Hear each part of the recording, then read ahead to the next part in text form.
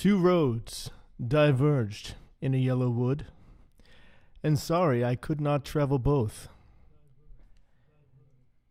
And be one traveler long I stood, and looked down one as far as I could, to where it bent in the undergrowth.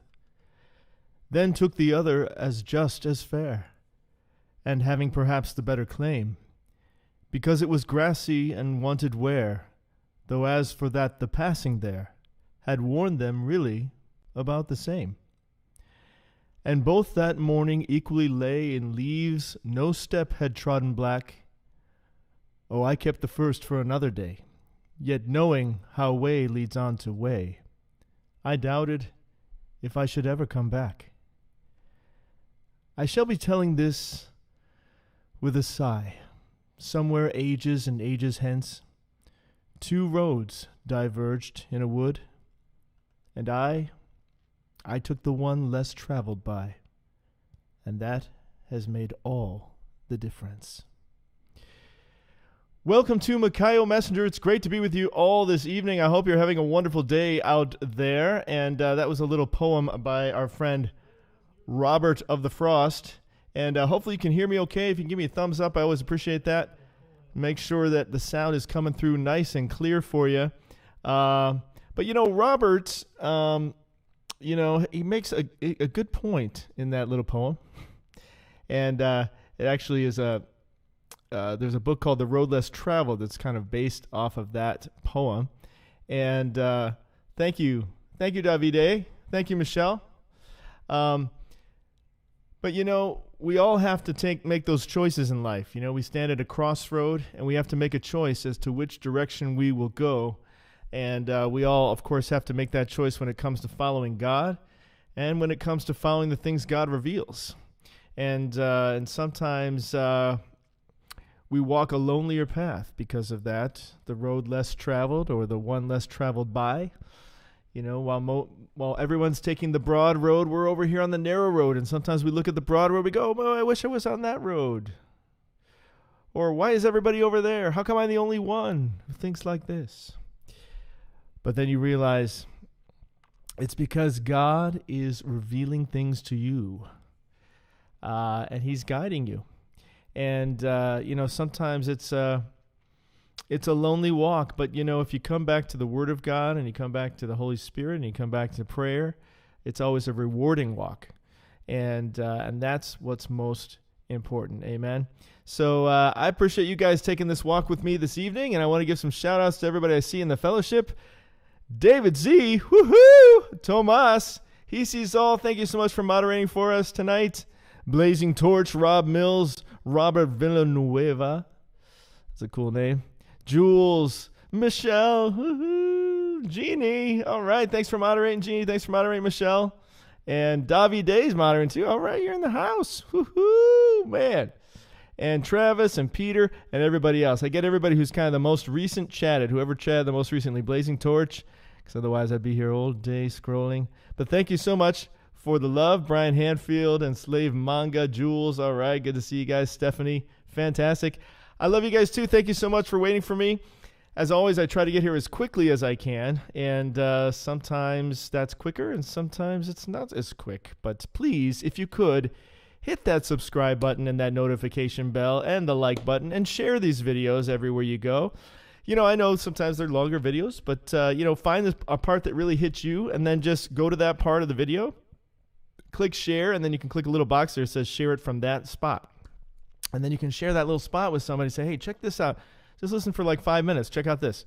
And then you can share that specific spot of the video. And people will appreciate that too because, for all of us, when we try to look through videos, it's kind of hard to find things that we're looking for. So, I appreciate that. Thanks so much for sharing. Also, if you could also subscribe at Micaiah Ministries, I would greatly appreciate that as well. That is another channel that we have where we just do straight up Bible study. And we challenge the Christendom of today with the Word of God. Does it hold up? Find out at Micaiah Ministries. And also, if you haven't already, be sure to check out the Royal Conspiracy playlist. And that is what we're kind of continuing here. Now, I stopped it at 6 for the coronation because I'm like, okay, I think we've done enough with that title. But hey, life marches on. We're in the end times, and so here we go, right? And so I thought today we'd talk about the 7-year covenant, and that is what we're going to take a look at today. But be sure to check out the rest of that playlist for more information on that.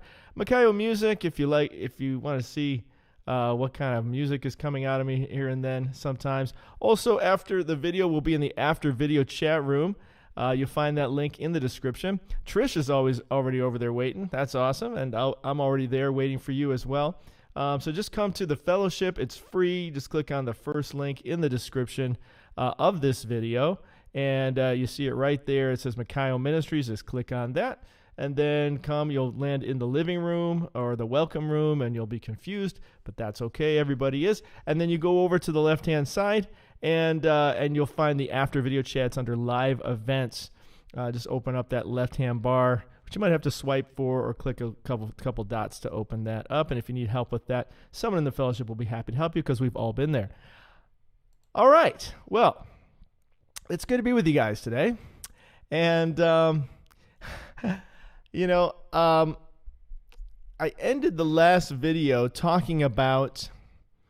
but not most people didn't make it to the end of the last video, so I thought I'd start the video with what I ended the last video with because I thought it was kind of apropos. And we've, of course, been looking at the Chuckster the Huckster, and the fact that he received a crown most recently here about 10 days ago, give or take, 12 maybe. And I was thinking about it, like the white horse, because, there's 4 horses, right? The 4 horsemen of the apocalypse. And, something to keep an open mind about is somebody might fulfill one prophecy but not fulfill another. We kind of have this sort of blanket thing of assumption that, the Antichrist is this one dude. And there is one dude, the beast, and the false prophet, and then also the dragon, of course, Satan. But it doesn't mean that there aren't many different types of fulfillments and different people who are involved in these end times. And so, the person on the white horse is obviously not the person on the red horse necessarily, right? And the person on the black horse or the pale horse, etc. So that's something to consider, right?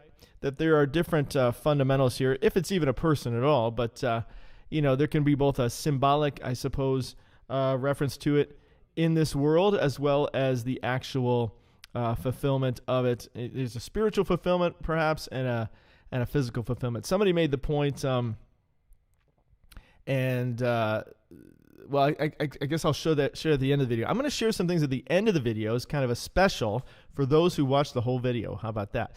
So I'm going to share a couple things, some really cool Chucky things, actually, some new finds that are one's really going to blow you away. Okay, let me just say. It blew me away, so it's going to blow you away. One of them's really going to blow you away, but you got to wait till the end of the video for that, okay? But just to open this up, I want to make 3 points here. That's Revelation 6, Revelation 13, and Daniel 9. They all talk about the Antichrist. Here he talks about him going forth conquering and to conquer. The word is nikao, which can mean prevail or conquer or overcome. And it's the same word used here in Revelation 6, same word used in Revelation 13 when he overcomes the saints or prevails over the saints. And interestingly, there's a word, now to be a different word because you're in a different language. In Daniel 9, you're in Hebrew. Revelation 13 and 6 are obviously in Greek. So here in Daniel 9, he talks about confirming a covenant. Well, that word is gabar. Is it gabar? Yeah, I think so. And that word also means prevail. Okay? So you've kind of got these 3 different aspects of prevailing. Now, that's the one we're talking about today, is this. It says, in Daniel 9, he shall confirm a covenant with many for 1 week or 1/7. Okay. Now, we've talked about this many, many times and from many different angles, including how Jesus can fit into this, and there's lots of different aspects to look at. But what we're going to look at today is a 7-year covenant that has been made with many, and that they have 7 years to fulfill. Now, you can, like I said, with the Robert Frost poem, in a sense, we're sort of at a crossroads here, and I said this in the last video too. We're kind of at a crossroads. Like, is this the 7 years or isn't it? Right? That's the crossroads. And I know there's some people who are really not ready to accept that concept, and others who are really ready to accept it.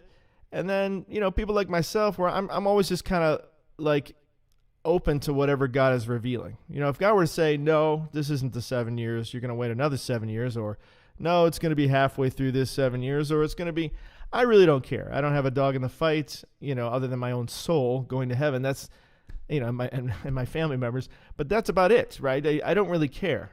I'm just looking at what's going on in the world, and I'm saying, how does this match Scripture? How does it not match Scripture? And being aware of that.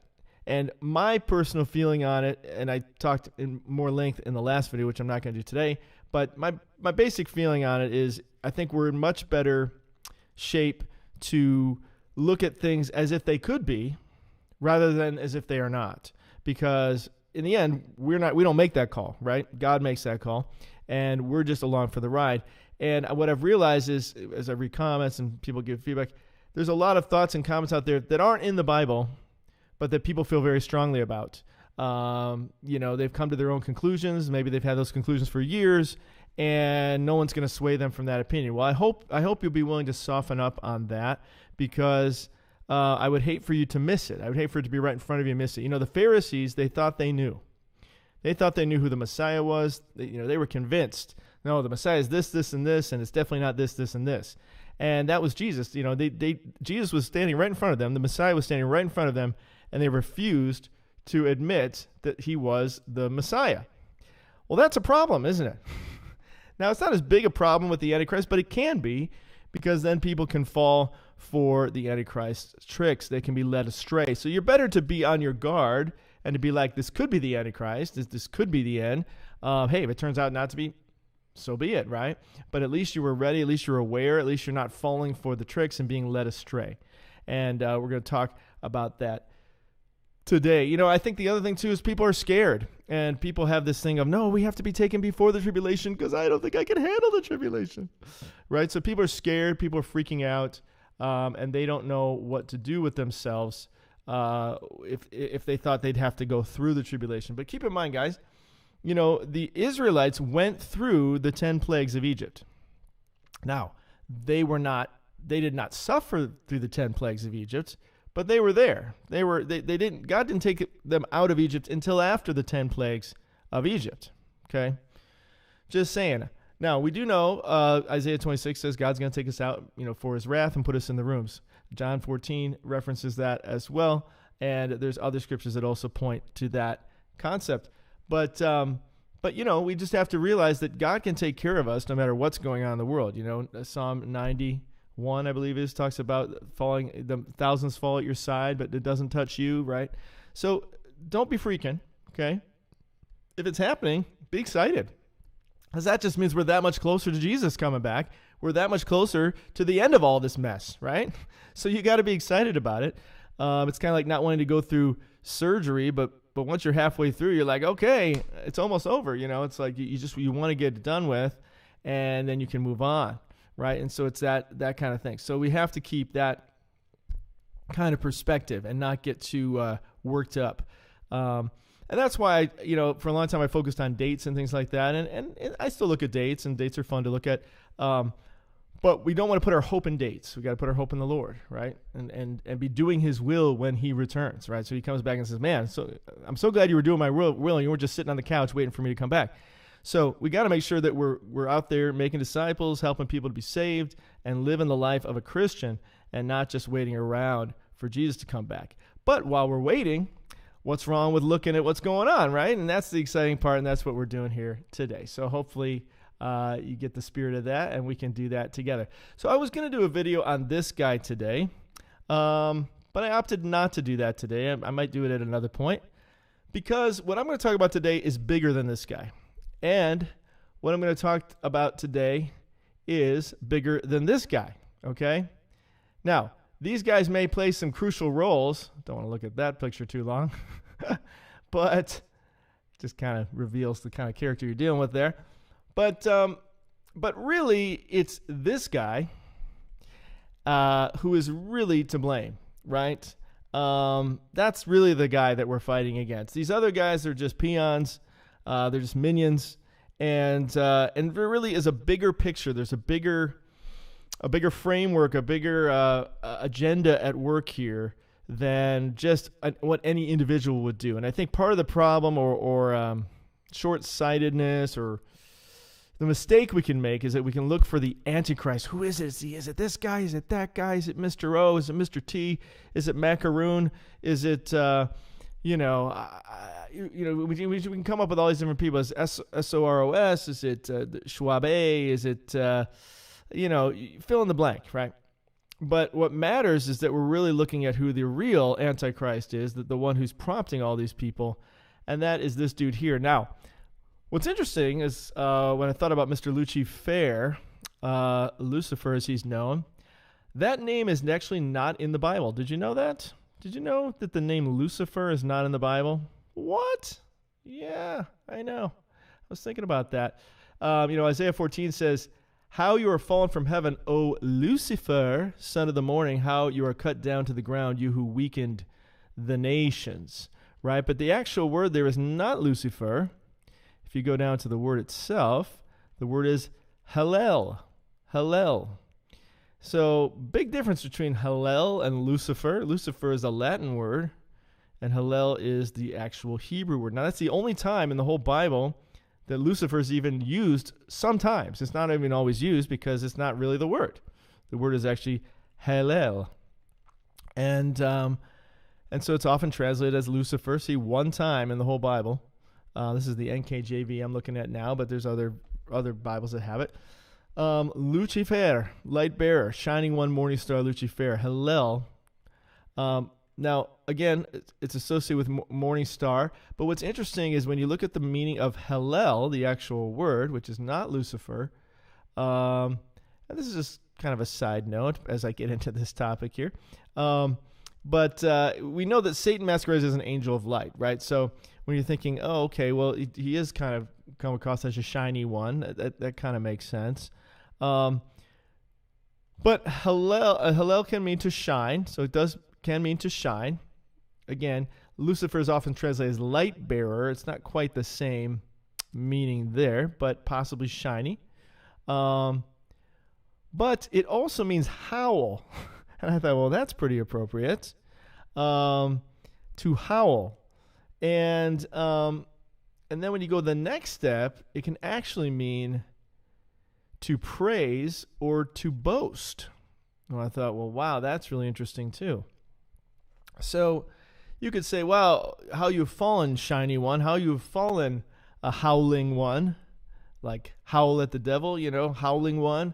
How you've fallen, one who was praised at one time. How you've fallen, boastful one, right? So kind of interesting when you think about the devil. So the devil has always wanted to be in charge. And the thing that the devil, and so what I'm going to do right now, here's what I'm going to do here. We're going to get into this 7-year covenant. So don't worry about that. And we're going to talk some more about the Chuckster at the end and so forth. But before I do that, I felt it was important by the Holy Spirit to spend a little bit of time kind of giving you the bigger picture, because I think a lot of us are just kind of going through life reacting and going, what's going on? Why is this happening? This is crazy. It took a long time for my wife to wake up to what's really going on. Many years of me sort of like putting it before her and her going, oh.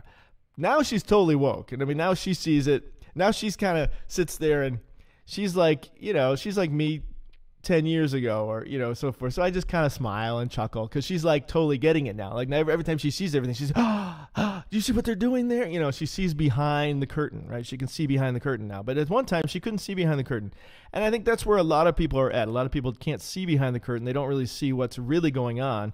They're just sort of reacting to the world. And I think it's important, especially before I get into what I'm about to share with you, because this 7-year covenant, if indeed this is the 7-year covenant, but it's certainly one that's actually happening.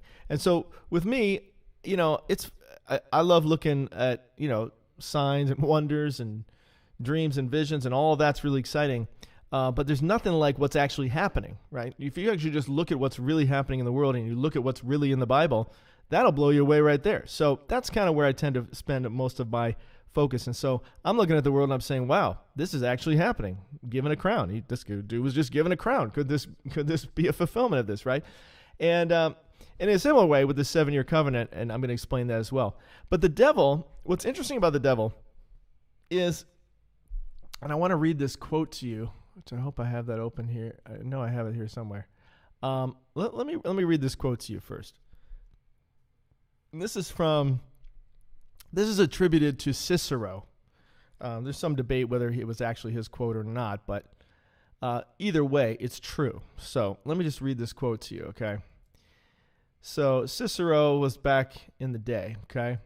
So it says here, a nation can survive its fools. That's for sure, right? They usually become stand-up comedians. And even the ambitious. But it cannot survive treason from within. Right? That's how Rome fell. It was from within. They weren't attacked by an outside army. It wasn't like this big, Attila the Hun, coming in on his elephants or something, to destroy them. It was from within. An enemy at the gates is less formidable, for he is known and carries his banner openly. So when you have an enemy come to you and they say, we're going to fight you, you're like, okay, we know who the enemy is and we know who to fight. So let's get him, guys. But the traitor moves amongst those within the gate freely. His sly whispers, rustling through all the alleys, heard in the very halls of government itself. For the traitor appears not a traitor. He speaks in accents familiar to his victims, and he wears their face and their arguments. He appeals to the baseness that lies deep in the hearts of all men. He rots the soul of a nation. He works secretly and unknown in the night to undermine the pillars of the city. He infects the body politic so that it can no longer resist. A murderer is less to fear. So, wow. So what is he talking about here? Well, he's talking about what we're going through right now. And that is Satan masquerading as an angel of light, right? The reason Satan was successful in heaven, going back here for a second, just to show you that scripture, 2 Corinthians 11, no wonder, for Satan himself masquerades as an angel of light. The reason Satan was successful in heaven in turning what is estimated to be a third of the angels against God and to get them to rebel is because they trusted him, is because he was a traitor from within. He wasn't some outside army coming against God, right? That's going to happen after the 1,000-year millennium. We'll see that. But that wasn't happening, right?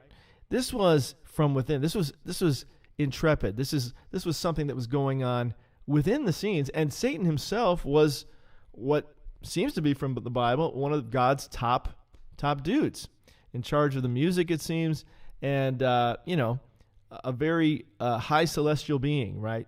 Someone that others would say, well, I mean, he's in this position, he's serving God, we must be able to trust him, right? We can trust this guy. So he gained, it would seem, people's, other angels' trust enough to finally convince them to turn on God and to rebel against him, right? And that is the worst kind of, as we just read from Cicero, that's the worst kind of enemy, because you don't see it coming, right? He does it behind the scenes. He's behind the curtain. He acts like your friend, like Judas kissing Jesus on the cheek, right? He acts like he's your friend. You think he's on your side, and he makes himself appear that way. He masquerades as an angel of light, so you're thinking, man, he's my friend. Satan's a good guy, right? That's how they're thinking. We certainly don't think of him that way now, but we know because we're awake to it. But there's people today that aren't awake to Satan. They don't believe the devil exists, right? And that's his greatest thing, is to make you think he doesn't exist so that he can work within. He wants to work within, right, the dough. He doesn't want to be outside of the dough. He wants to be within the dough, messing it up, defiling it, right? The yeast of the Pharisees, Jesus says, beware the yeast of the Pharisees, right? So that's Satan. Satan is the enemy from within. Well, that is what we see throughout history, now going back to where I was, this here is a picture of Nimrod, okay? Now, Nimrod was from the line of Adam, right? He was from within, you could say. He wasn't some outside tribe, right? Of course, all tribes came from Adam, but, but he was a family member, right? You think you should be able to trust this guy. And so he gathers everybody together. They all follow him, and they say, yeah, let's do what Nimrod says to do. And he says, well, let's, it would seem that he was behind, it's not explicitly stated, but that he was behind the Tower of Babel because he went off to build a lot of cities, and that the Tower of Babel would be a part of that, at least in the Bible. In the Bible, there may be other writings that talk about that. But it's logical to put the two together. And so in any case, he gets everybody to say, hey, come on, let's build a tower to the heavens so we can be remembered and all this other good thing. And he sells it to you. You're like, oh, yeah, that's nice. Remember, you're really thoughtful. He sells it to you like it's some good thing. And not that he's trying to rebel against God, not that he's trying to steal God's throne, not that he's trying to get into heaven, but he's selling it to you like, oh, no, this is great, man. We'll all be one language and one people. Isn't this a beautiful thing? Kumbaya, one world government. We all love one another. Woo-hoo, right? So that's the way of Satan. See, Satan did the same thing, it would seem, in heaven, and he's doing the same thing now. That's how he works. That's how he rolls. He works from within, all right? Keep going here. So Satan was then thrown out of heaven, as we know. In Revelation 12, a war broke out in heaven. Michael and his angels fought with the dragon. The dragon and his angels fought, but they did not prevail. There's that word prevail. I bet that's Nika. Is that Nikao? See, this is important because that's exactly the difference. No, that's ischio. Okay, so it's a different word there. Different word in that case. But in the other cases, it was the same word. But I'm just kind of curious about this one. Calling a little audible. Because we just talked about the prevailing there of the Antichrist. So I just thought that was kind of interesting that they use the same word. So avail, prevail. So it has the same meaning. Can, be able, so forth. Okay. So in any case, so Satan is kicked out of heaven, right? It takes a third of the angels or a third of the stars with him, it seems. The dragon swipes a third of the stars out of heaven with him. And so they couldn't be kept in heaven any longer because they rebelled. And we see something similar happens there in Isaiah 14. We saw that in Isaiah 14. And actually, what I wanted to share that in Isaiah 14 before I move on. Because, where is it? Is it here? Because it's interesting, in Isaiah 14, it says that the people looked at him and they looked down on him.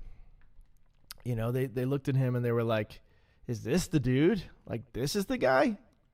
And a lot of people have been kind of making those kind of comments. Chucky? No way. He's got no charisma. He's got nothing going for him. And to which I say, well, show me the scripture that says he has to have charisma. Show me the scripture that says he has to be appealing, right? It doesn't matter if he has charisma. It doesn't matter if he's appealing. What matters is he going to get the job done? Is he going to prevail? Right? That's all that matters. Is he in a position where he can prevail? And so here in Revelation 14, it says he was cast down, but you are cast. Those who see you gaze at you and consider, saying, is this the man who made the earth tremble, who shook kingdoms? Talking about Satan, Lucifer, or Hallel, who made the world as a wilderness and destroyed its cities, who did not open the house of the prisoners? So they're looking at him like, this guy? Seriously?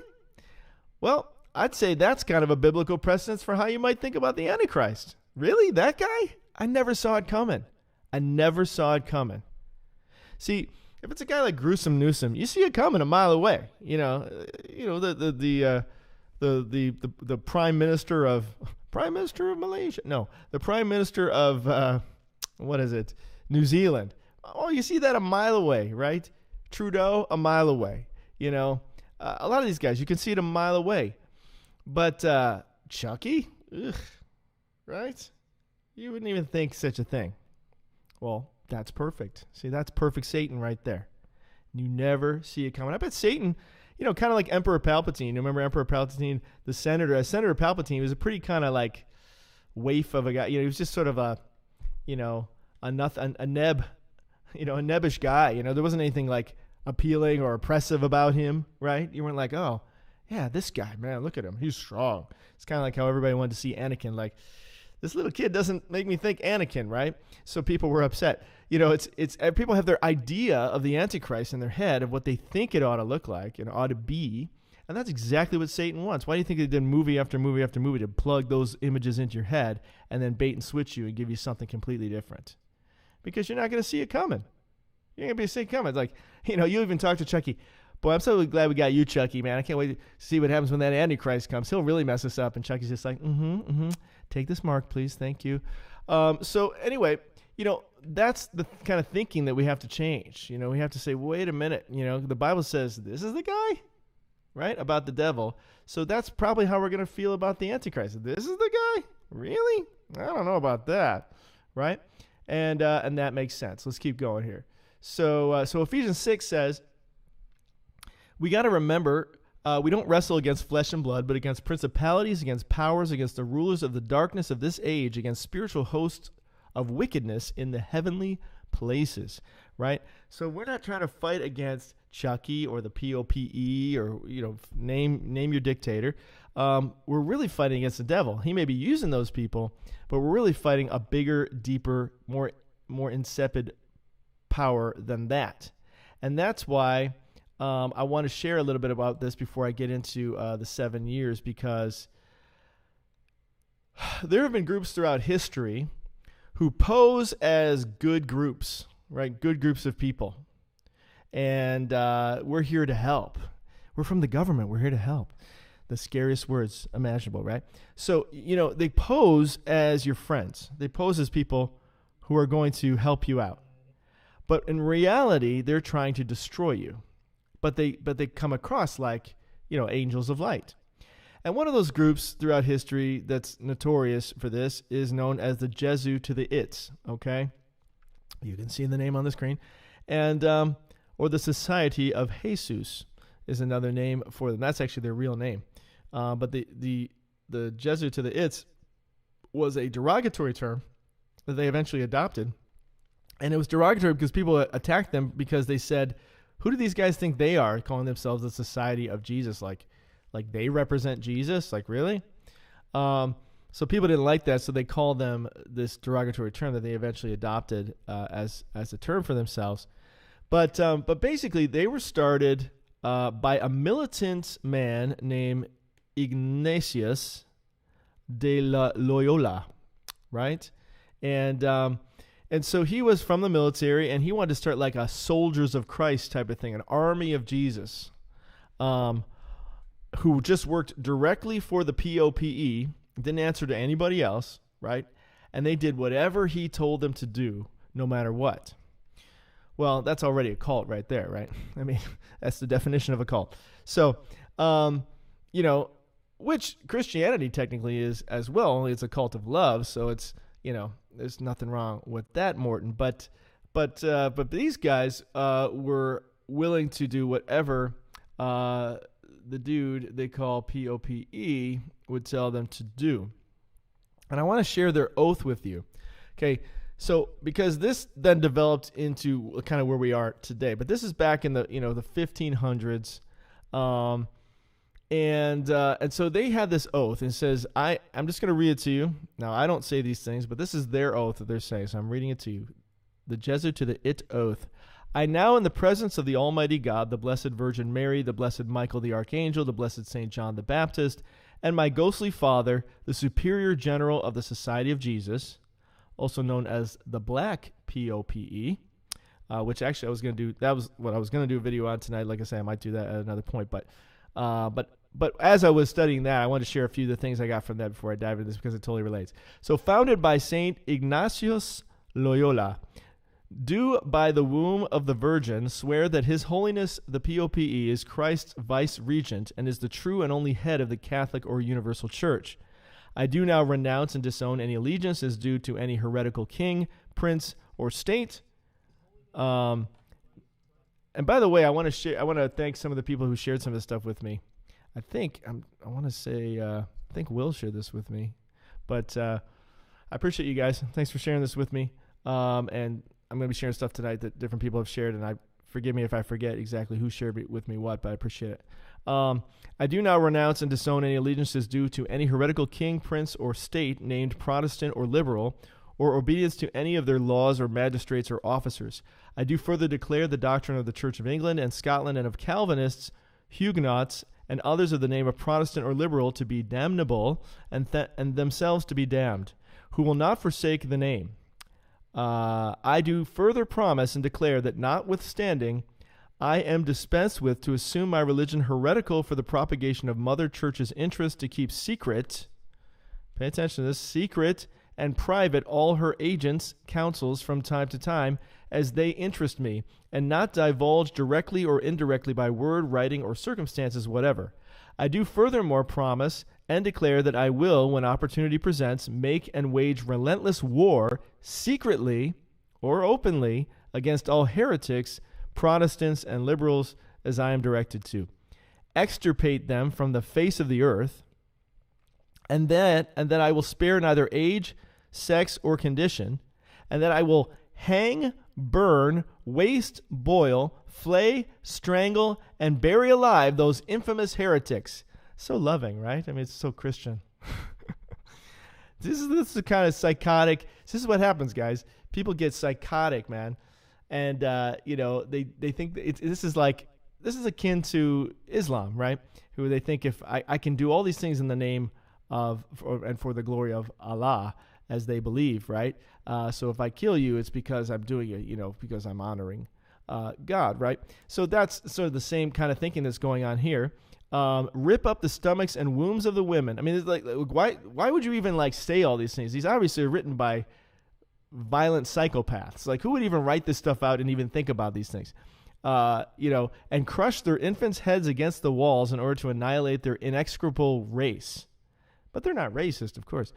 That when the same cannot be done openly, I will secretly use the poisonous cup, the strangulating cords, the steels of the poignard, or the leaden bullets, regardless of the honor, rank, dignity, or authority of the persons, whatever may be their condition in life, either public or private, as I at any time may be directed to by any agent of the POPE or the superior of the Holy Father of the Society of Jesus, in confirmation of which I hereby dedicate my life, my soul, and my corporeal powers, and with this dagger, which I now receive, I will subscribe my name written in my blood in testimony thereof. I mean, so this is a blood pact that they're making here to be complete psychopaths, supposedly for the Lord, right? Mm-hmm. And should I prove false or weaken in my determination, may my brethren and fellow soldiers of the militia of the POPE, a military-style campaign, cut off my hands and my feet and my throat from ear to ear, rip my belly open, and sulfur burn therein, and all the punishments that can be inflicted on me on earth. I mean, what? And my soul be tortured by demons in an eternal hell forever. I am not saying that. These people are saying that. Lord, take those words away from me. I would never commit to such a thing. Oy. I'm just reading it to you so you know what these psychopaths are committing their lives to. Oh, man. May the Lord protect us. In testimony thereof, I take this most holy and blessed sacrament of the Eucharist and witness the same further with my name written with the point of this dagger, dipped in my own blood, and sealed in the face of the Holy Covenant. Well, I would never do such a thing. Thank you so much that I am spared from such psychotic behavior in my own life. But just to think that they would even write something like this out, think these things out, say, this is what I'm going to do, take a blood covenant like this. This is the kind of psychopathic, tyrannical, freaks that we have running the world right now. They've done things like this. They're satanic, and they do these kind of crazy things behind scenes, and sacrifices and all the like.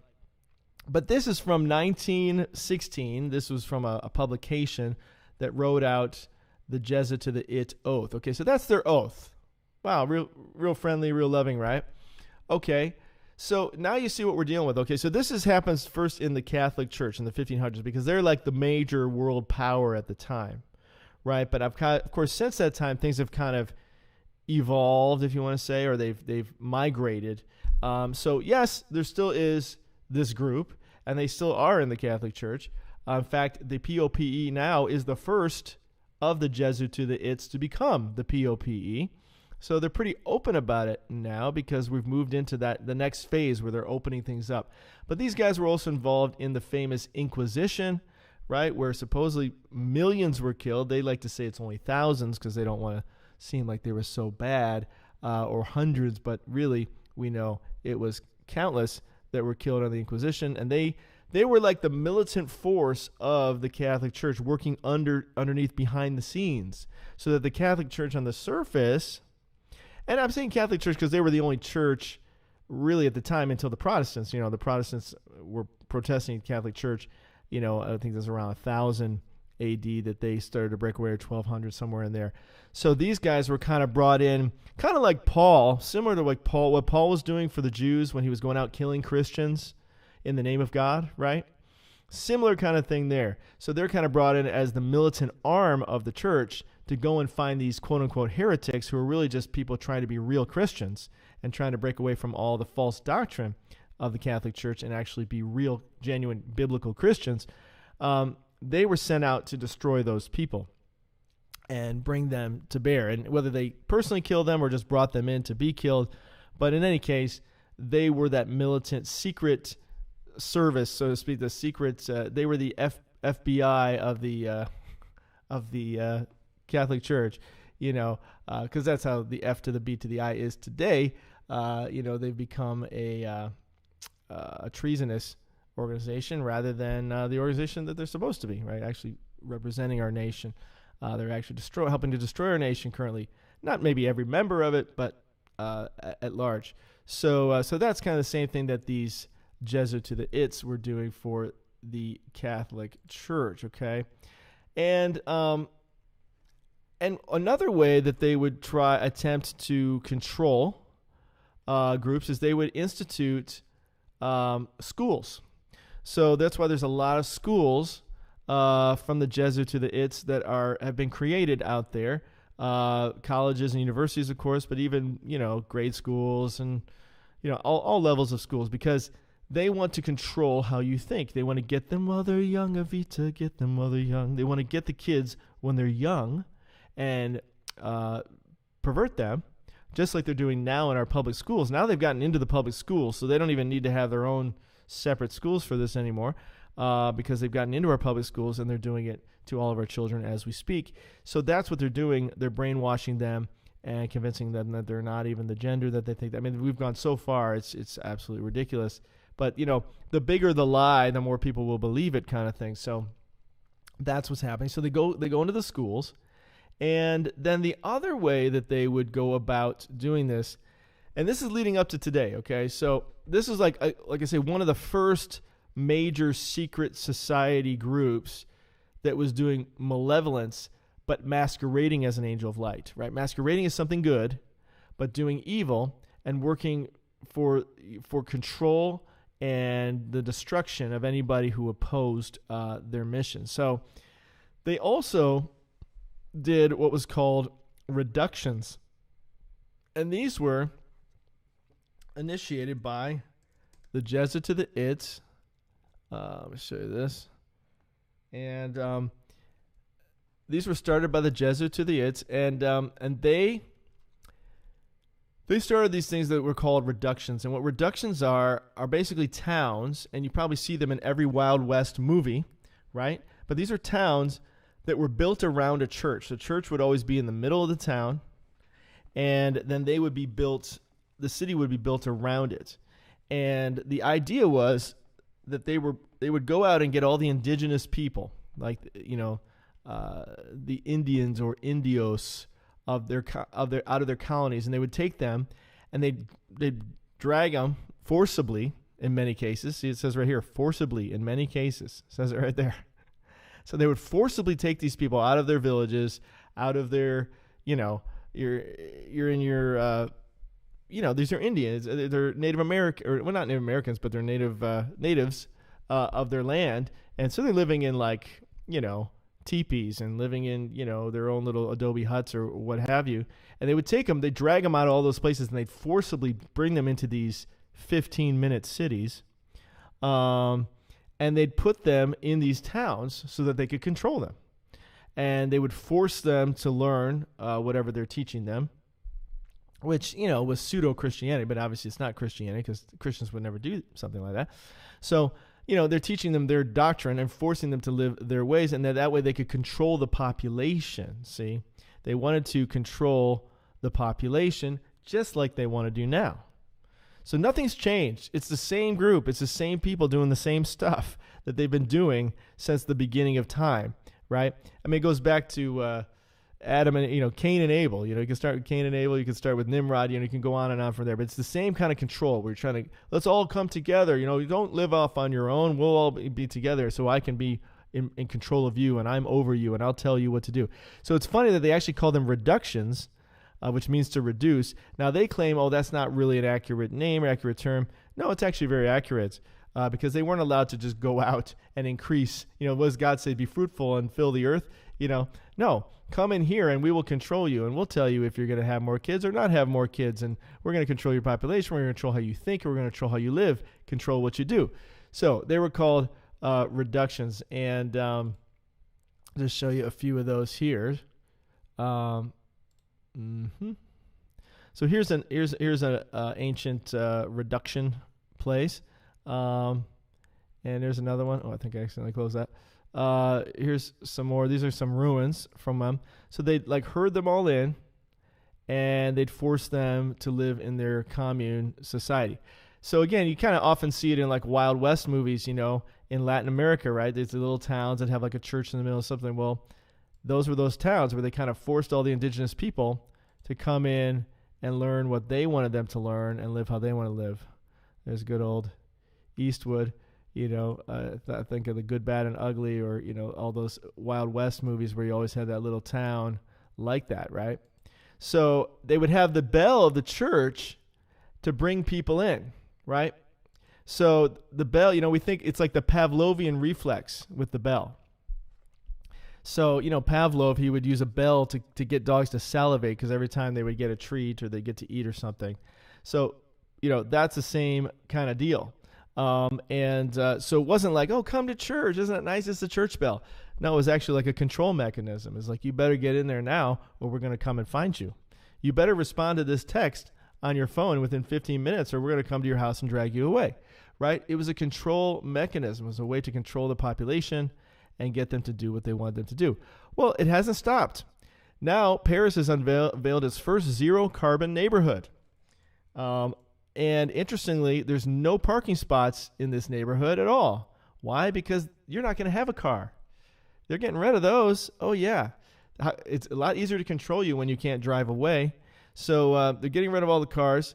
And in this place, they reuse the water, what they call gray water. Gray water is from your shower and from your washing and so forth. They reuse that water. I don't know whether you drink it, but I think you reuse it to heat the place or something like that. Biosolar vegetative roofs. But anyway, so this is what they want to herd you into, right? These quote unquote 50. This isn't even a 15-minute city. This is like a you don't leave city. Everything's here. You're not going to walk anywhere else. So this is a zero carbon neighborhood. Now, there's no way you can ever do zero carbon. That's a fallacy. That's a lie. You're made of carbon. Everything's made of carbon. So you're never going to get to zero carbon, which is exactly the way they want it. So as long as it never gets to zero carbon, they can always control you. It's kind of like having a war that never ends, right? They want wars that never end because they can control you with that. They can do the same thing with a zero carbon agenda. Like, we're still not at zero carbon. I'm sorry, you can't eat that. You can't think that. You can't drive that. You can't use that. You can't have that, right? And so you'll own nothing, and you will love it. Well, they'll love it. You'll own nothing, and they'll love it.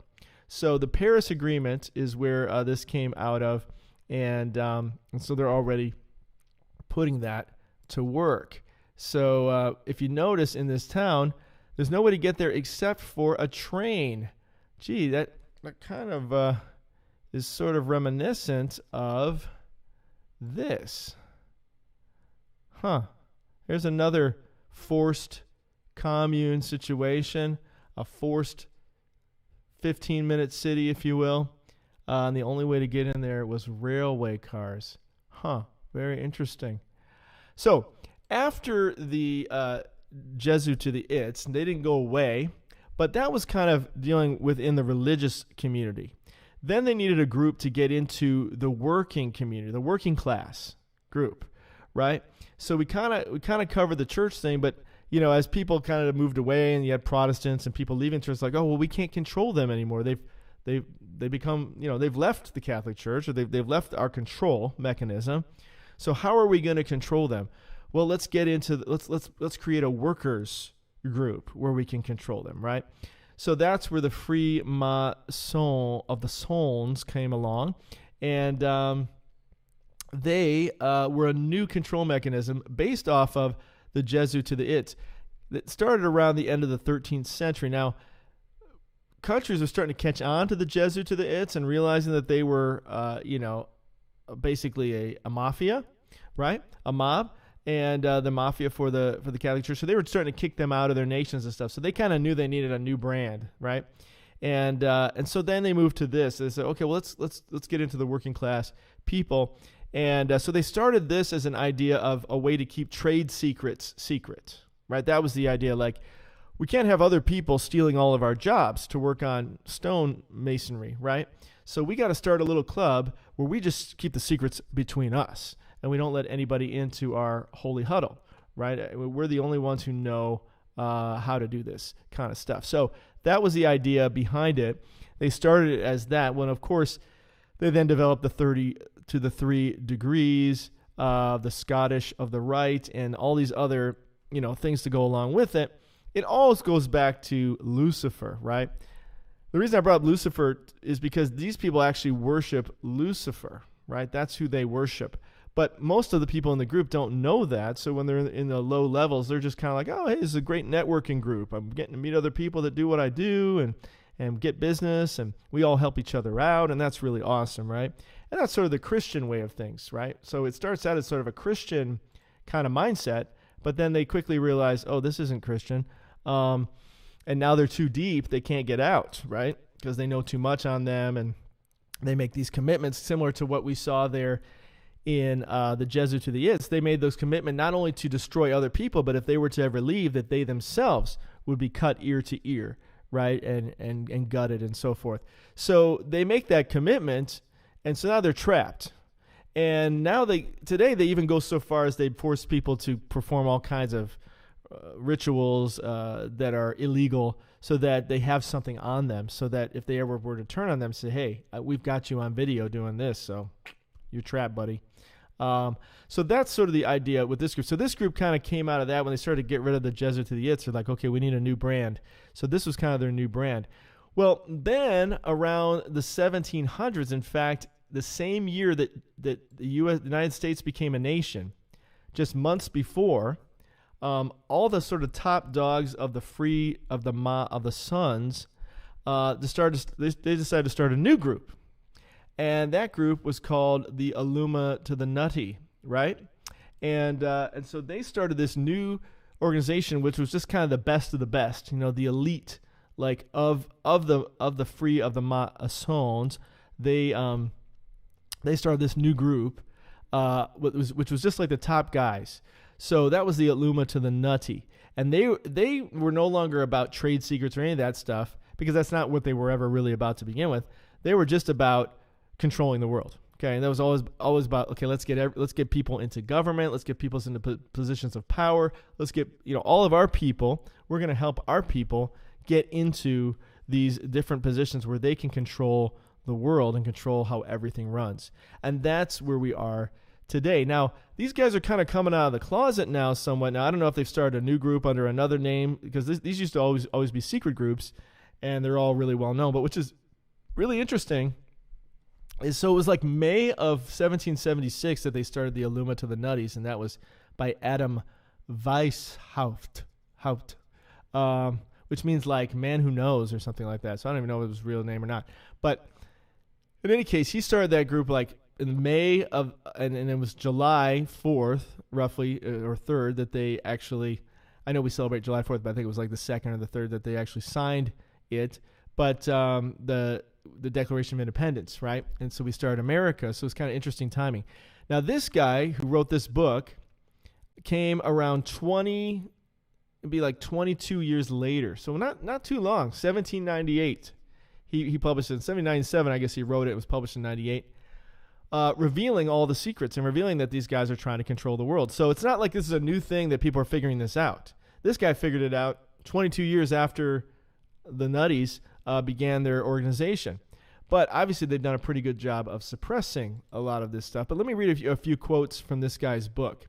And don't worry, we're going to get into the 7-year covenant, but it all relates to this, guys. That's why it's important for you to know the history. It's important for you to know what's really going on, because otherwise you're just like, oh, come on, what's the big deal about that, right?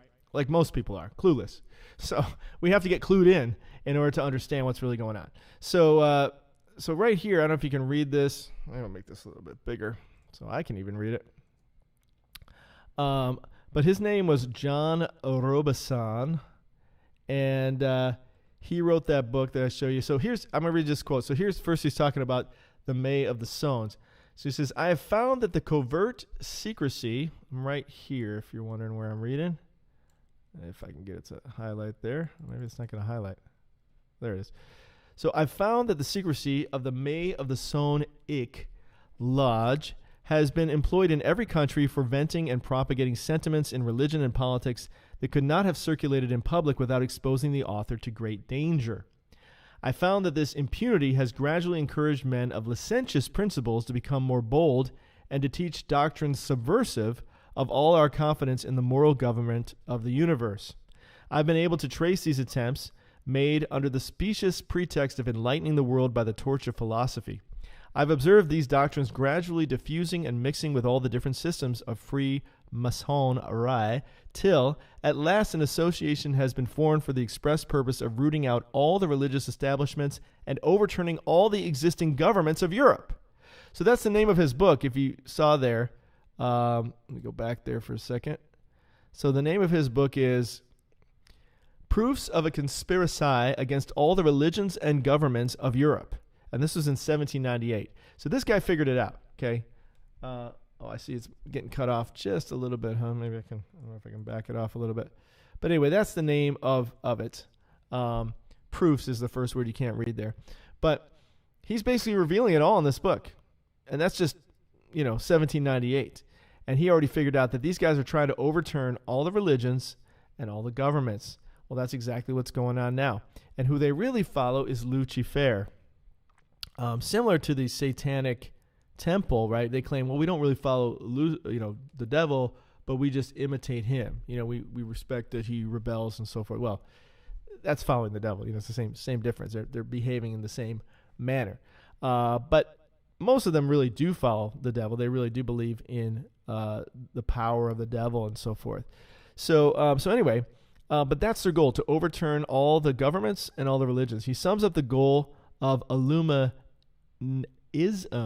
as their first and immediate aim is to get the possession of riches, power, and influence. And isn't that what they have today, right? They have all the riches, power, and influence. There's very few people rich and in power outside of their sphere, right?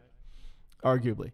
Without industry, in other words, without working for it, and to accomplish this, they want to abolish Christianity, and then universal profligacy, or waste, will procure them the adherence of all the wicked and enable them to overturn all the civil governments of Europe, after which they will think of farther conquests and extend their operations to other quarters of the globe.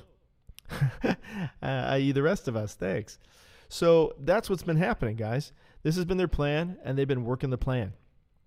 And there's a book by Mr. Albert of the Pike, and he talks about there being 3 wars, right? And they've already had the first 2, and so now we're moving into the 3rd war to bring about this one world of the government, right? And so that is what their plan is.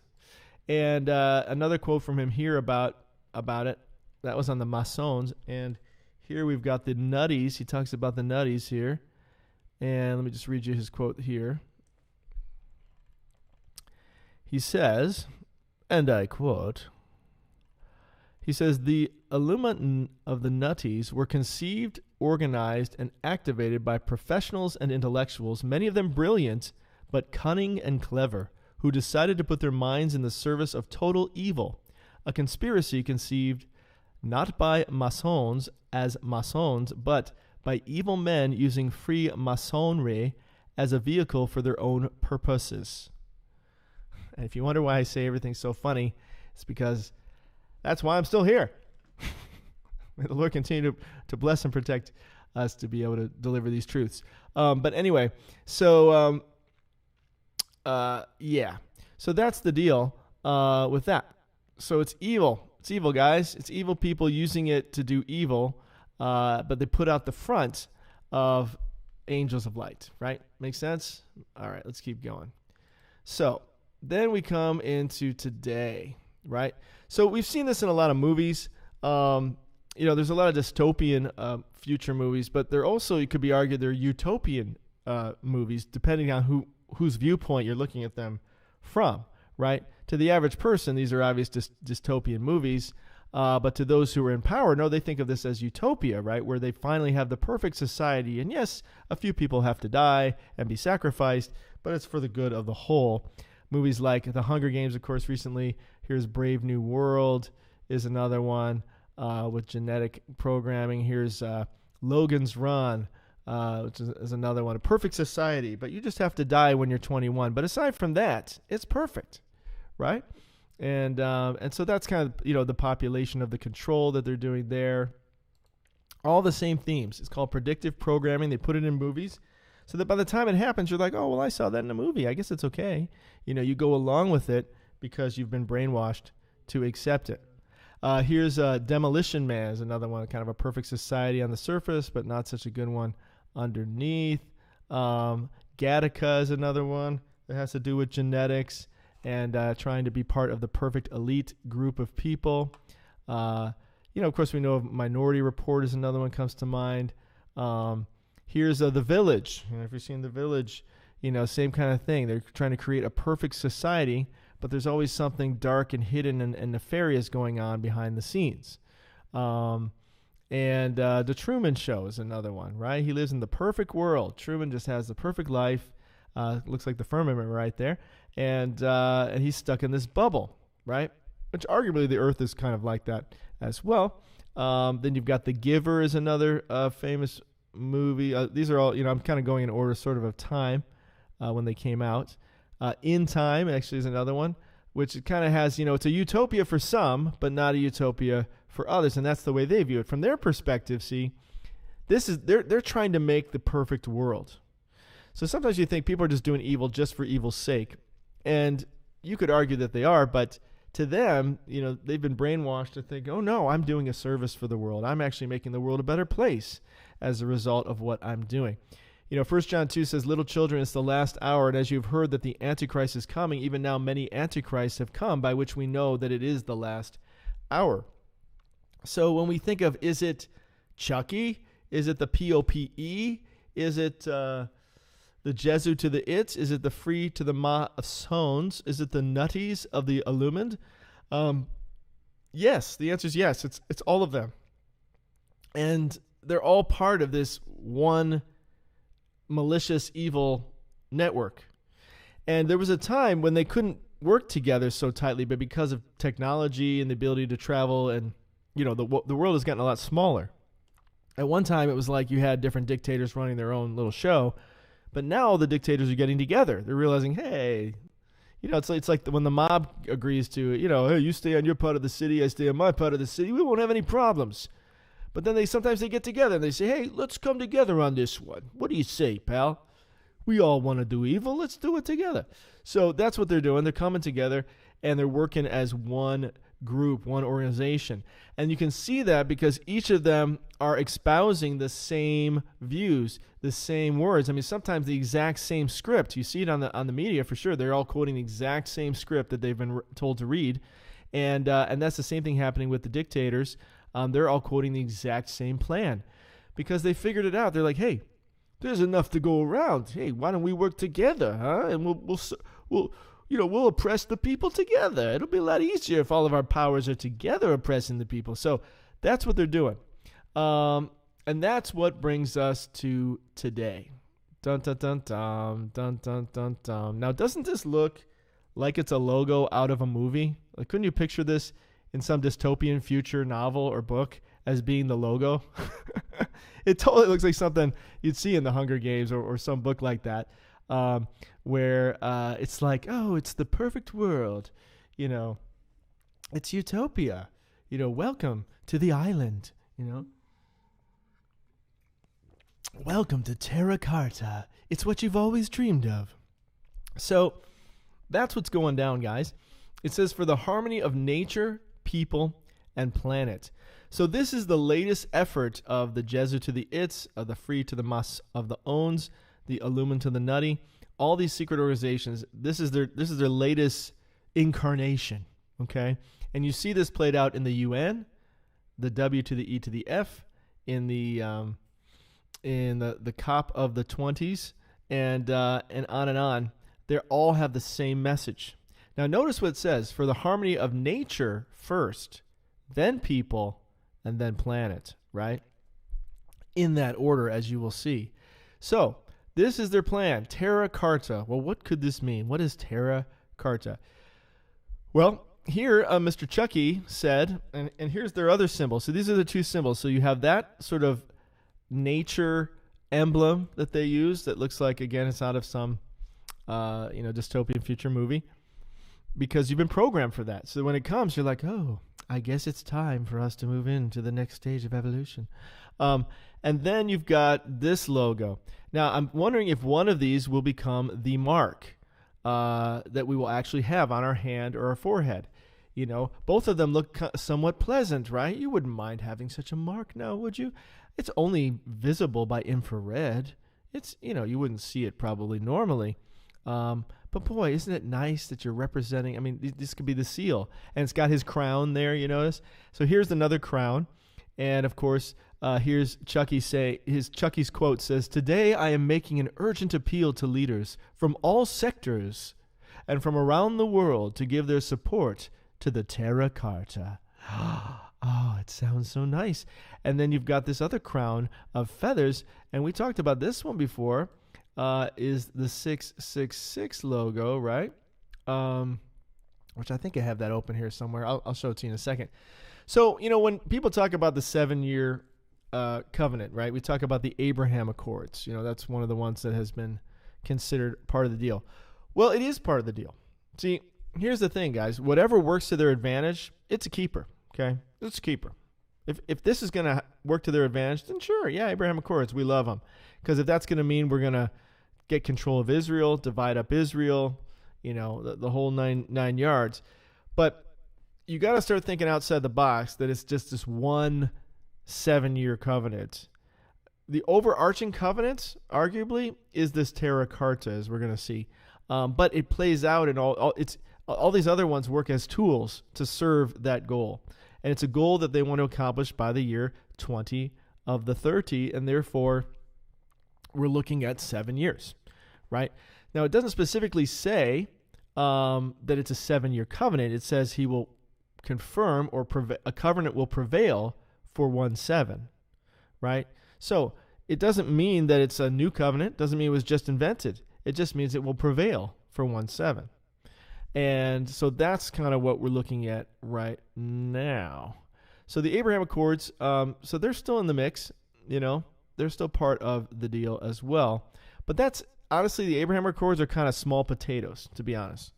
That's just sort of on the Israel and, with their fellow nations and stuff. It's important in terms of Israel, which you could say, well, Israel's everything.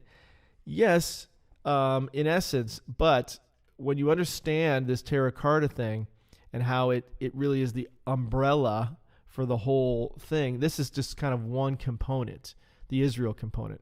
But there's a lot of other components to this one world government that involves a lot more people than just Israel, right? So there's a lot to it. But this definitely still seems like it's in play. As recently as 2 days ago, Blinken considers new envoy to bolster Abraham Accords. So they're ready to rock on these Abraham Accords again because you got Chucky in place, and we're going to talk about him. He wants to go to Israel too. So that's definitely in play, right? But it's not the only thing in play, and I think we have to look a little bit bigger.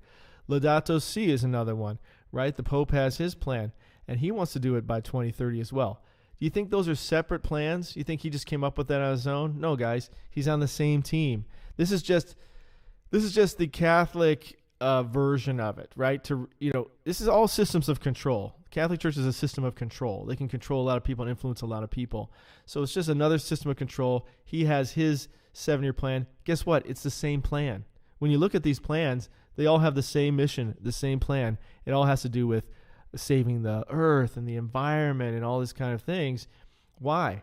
We're going to talk about that because through that, you have endless, unlimited control of people. Okay, so Laudato Si is definitely part of that picture as well. But it only really serves the Catholic group, right? If you're not Catholic, you're not really thinking much about the Pope and what the Pope has to say. So yes, it helps to control a lot of people, just like the Abraham Accords helped to control Israel and helped to so forth. But if you want to control the whole world, you got to think bigger. You got to think on the world scale, right? But notice it says, Laudato Si, hope for the earth, hope for humanity. What comes first, earth or humanity, right? Same thing that we saw on the other one. It was hope for nature, then people and planet. This is hope for the earth, then humanity. You see, it's the priority because they're prioritizing the earth so that way they can control humanity. Because they're going to say, hey, you can't do that because it's hurting the earth, right? You don't want to hurt the earth, do you? You love the earth. Don't you want to live on the earth? Don't you want there to be a healthy earth? Come on now, right? So this is the way they're going to reason with you and convince you. Same thing they did with the whole lock of the Downs and putting on the MASK and so forth was a way to control you and say, hey, you don't want to hurt your brother or sister, right? Go and get that poison because you don't want anybody else to get hurt or harmed, right? So it was all, psychological manipulation, but they don't do it by coming at you and attacking you. Hey, you need to do this. Oh, I'm not doing that because then what would you do? You'd resist. But because they come to you nicely and they come to you, well, I guess if it's for the earth, then okay, and you're going to go along with it a lot easier. It's a lot easier to control you if they come as your friend rather than as your enemy, right? And that's how the devil works. He comes as your friend. Devil doesn't come as your enemy. Those are small minions. The ones he uses as enemies, those are kind of surface dudes. His real MO is to come as your friend. So here's Laudato Si. And if you get a little closer, come a little bit closer. So Laudato Si, you'll see they have what they're doing is they're writing new constitutions, new charters. The fact he's calling it Terra Carta, it's because it's based on the Magna Carta. I'm going to talk to you about that in a second.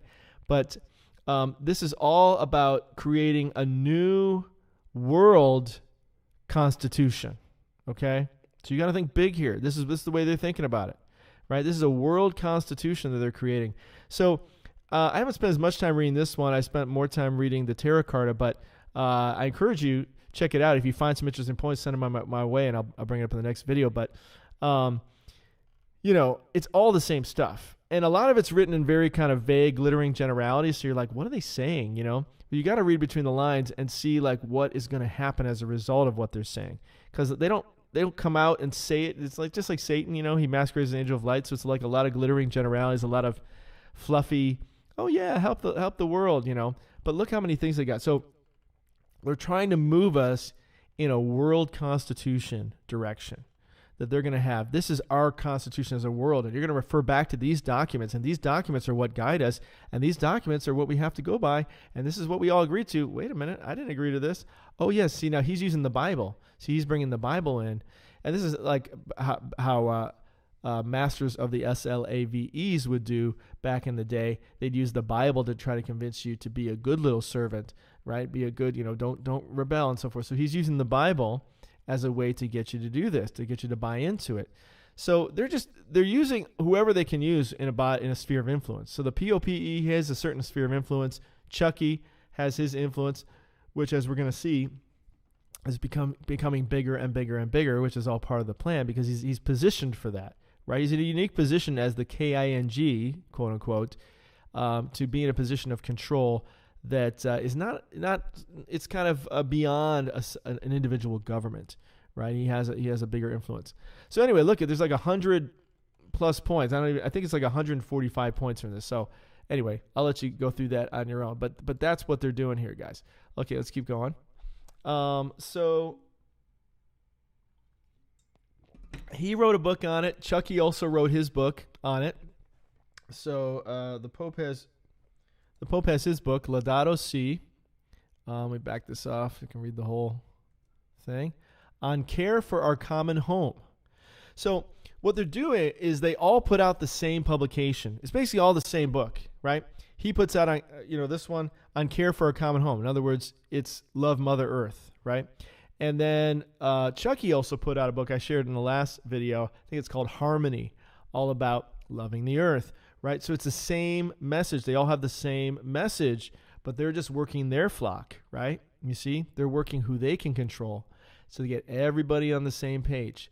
So it's all about Mother Earth, or Gaia, as it's been called in the past, right? Is the idea of worshiping the earth, pagan. We're going back to the pagan thing, not of God, of heaven, who created. They're worshiping the created things rather than the creator. That's what it says in Romans 1.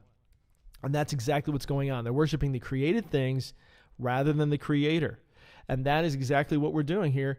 Not we're doing, because I won't be doing it, but what they're doing, what's happening to us right now is they are trying to get us back to loving the earth, because it's the one thing we can all agree on. See, the thing with an alien invasion is it can be very effective, a fake alien invasion, in scaring everybody, getting everybody to lock in their houses.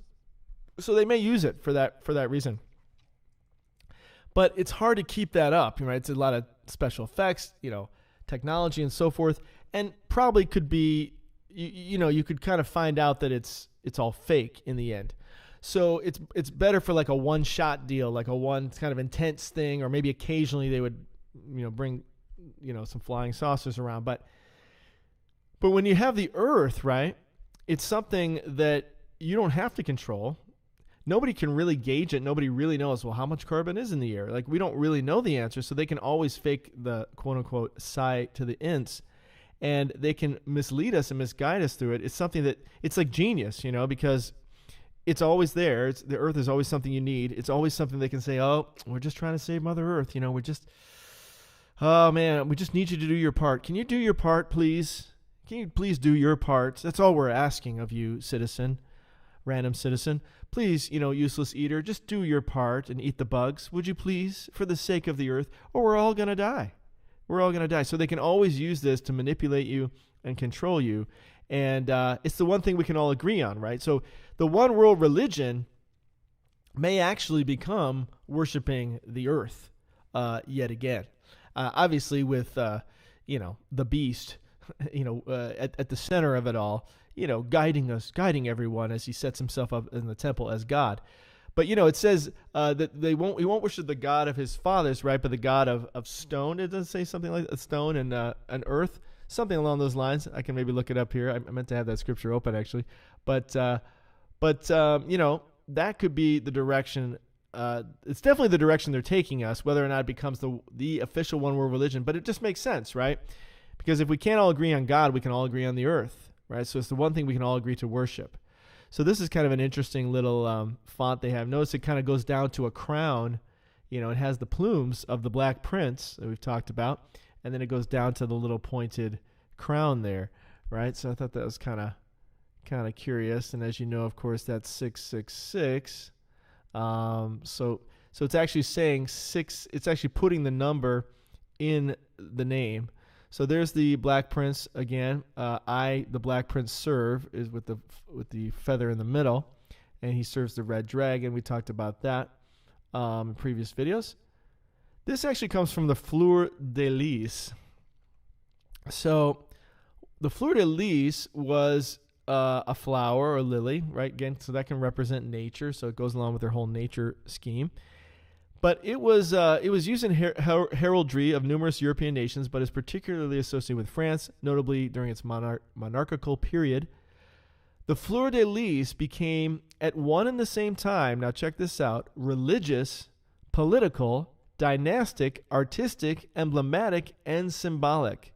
In other words, one ring to rule them all. It's one that represents everything, or the one world government. So another reason why they could be using this symbol, of course, in addition to the Black Prince, is that it represents that unity of one. Also, the Trinity is in there, the 3 in 1. But of course, this is the unholy Trinity that we're talking about here. There's Chucky with it hovering over him at the summit. And here's his, and there it is in the lower left corner there. Just to remind you, that's his crest coat of arms. He has a new one now as the king that's I'm going to talk about at the end of the video. That's really interesting. So here's the thing, guys, with this. When you start looking this stuff up, man, there is no end to it. That's why every time I would look something up, I would like lose what I'm looking at, because you go down these rabbit holes, from one link to the next, and everybody is doing it. Okay, everybody's on board with this. And look for these colors. You see these like pastel kind of rainbow colors. It's not exactly the rainbow because it's not in the order of the rainbow, but you'll see that everywhere. You'll see these colors everywhere with that circle, the circle of the colors, the circle of the earth, the whole idea of the circle of life, so they got the circle going, one ring to rule them all. Wow, it's really playing out. So they got the ring there, and you'll see that everywhere, okay? So it's called the Sustainable Markets Initiative, and you see it in the W to the E to the F, you see it in the U to the N, you see it in the, you see it on Chucky's site, you see it in, on the Royal site, you see it everywhere. You will see these connections. So all the dominant groups, you'll see it in the G7s and the G20s and the COPs, and you'll see it in all of it. They're all on board, guys. They're all on board with the one and the same goal, okay? This is the one world government we're talking about, okay? So that's 666 Sustainable Markets Initiative. That's what that says. You see 666. And here it is with the W to the E to the F, putting it out there. Okay. Keep going here. There he is posing with it. Dracula, the descendant of Dracula, by his own admission and he's quite proud of it, actually, that he's a descendant of Dracula, the bloodsucker. All right, let's keep going. Now, I thought it was interesting. Boy, this kind of looks familiar, doesn't it? It kind of reminds me of this one. Remember this guy? Yeah. Huh. Now it kind of brings a new meaning to this painting, doesn't it? Now that we see how everybody's on board with this plan. Something very intriguing to consider. So, Terra, carta. It sounds so nice, right? I think it's less wordy than the Sustainable Markets Initiative. So I think they're changing to this term. You'll see, because when you go to the SMI site, you'll see this. You'll see the SMI up in the corner, but then you'll see this as the main title. So I think they're changing over to this. It sounds very glamorous. Oh, the Terra Carta. Yes, of course. And this is the seal. And as you see, it's kind of animated. You got butterflies running around. That's all part of like the phoenix, rising out of the ashes. Of course, the butterflies. They rise up. They're born again. The world would be born again with butterflies. And again, for the harmony. And his book was called Harmony of Nature, People, and Planet. Okay. Now, it seems harmless, right? You think, oh, come on, this can't be the 7-year covenant. It's got to be something more devious and dastardly than that. But that's the whole point, guys. It has to see up in the corner. You see the Sustainable Markets Initiative. You see that up there? Oh, maybe you can't see it on your screen. But let me move this down just a pinch for you, if we can. Okay, so you see it there. So, but that's the whole point. It has to be something that seems innocuous. It seems harmless. It has to be something that seems like, oh, come on, that's just trying to help nature. Oh, that's just trying to help the earth. Come on, man. Lighten up, buddy. Now, for full disclosure, when I was in high school, I actually started, this is pre-Christian era, by the way, I started an environmental group in my school, and I went to Congress of Illinois, General Assembly, and I spoke before Congress, and I helped to initiate a bill to have all schools in Illinois recycle paper. And it was met with great fanfare. They all loved it. The news reporters were there reporting on it. Everybody unanimously supported it, and it became law. And so they put it into the schools to have all schools recycle paper, and it was implemented over a series of years. It was me and a couple other people, but I was sort of the main, pusher of that. Me, and then I had somebody at my school who was he was my teacher, but he also had taken us to. I actually worked on the floor of the General Assembly as well as a page. When I was in high school, he took us there to do that as part of our government class or something like that. But he also led the sociology class and something. But he helped us to do that. He was a total, he was a lib for sure on that side. Nice guy though, I have to say, nice guy. But anyway, so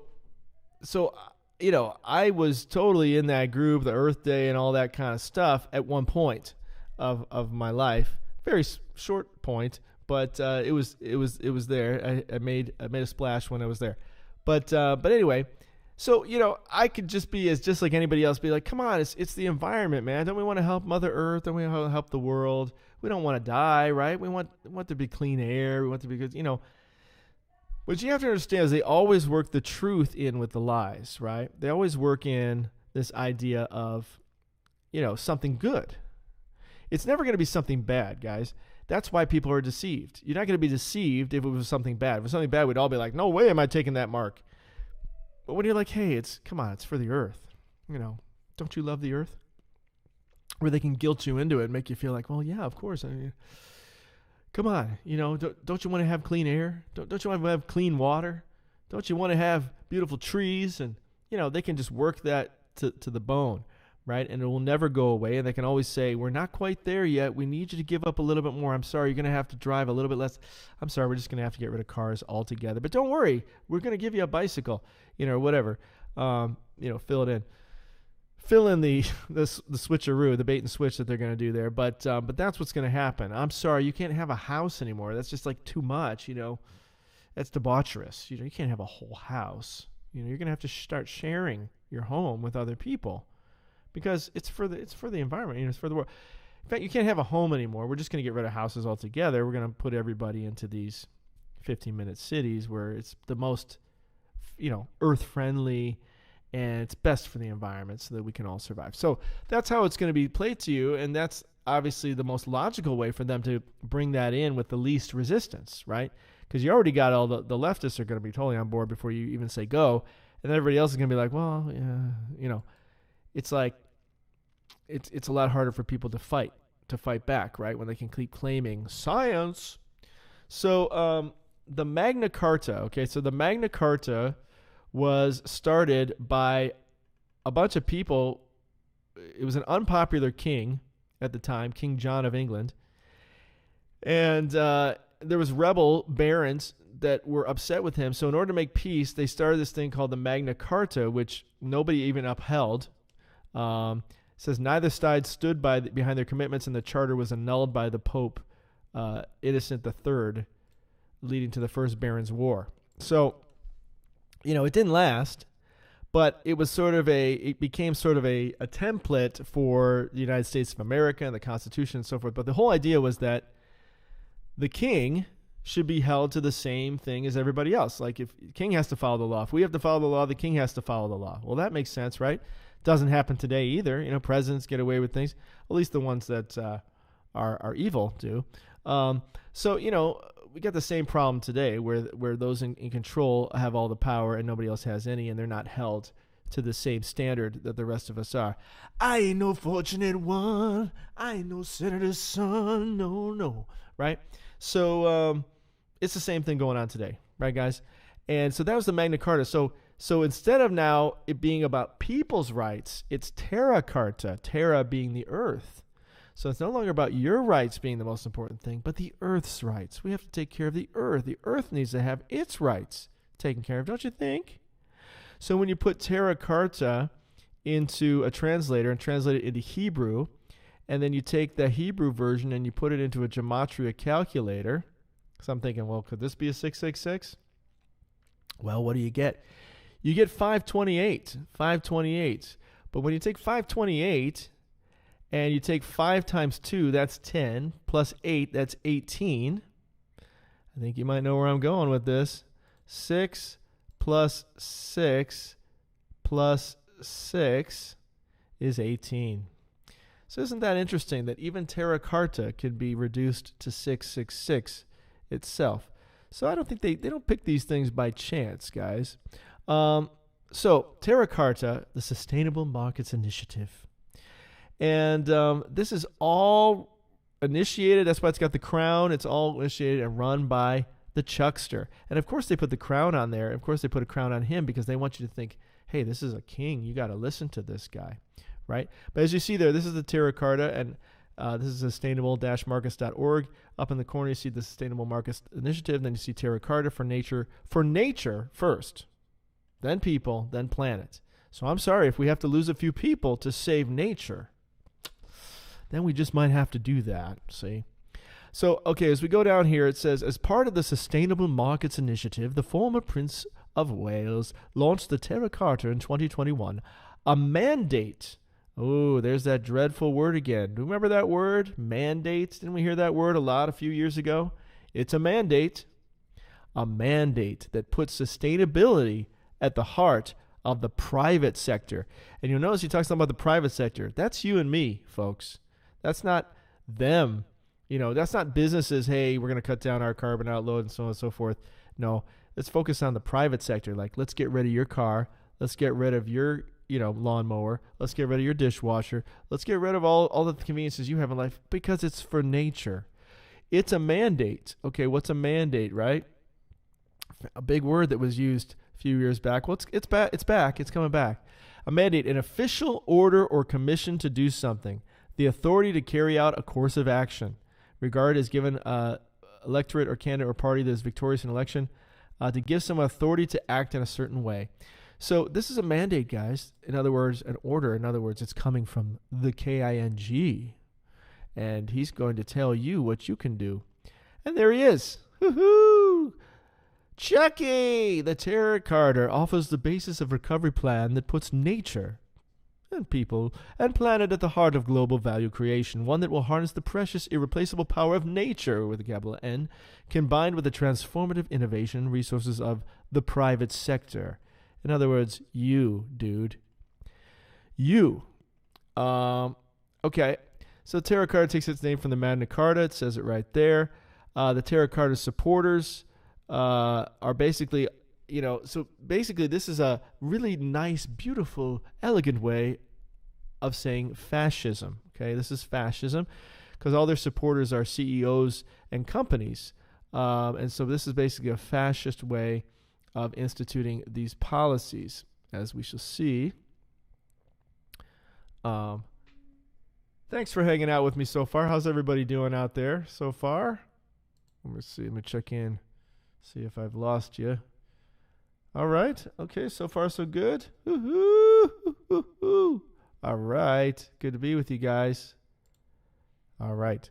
So anyway, so they have a 10-point plan, the Sustainable Markets 10-point plan, and he's got his name all over this. This is his baby, guys. I mean, he's the one in charge, Chucky. Okay. So this is his plan. This is his deal. This is over Laudato Si. This is over Abraham Accords. Okay, this is what's going to govern the world. You have to understand this. This is what's going to govern the world. Abraham Accords aren't going to govern your life, right? Laudato Si, well, that's for the Catholics. No. Terra Carta is for everyone. Yes, you too can be part of the future if you submit.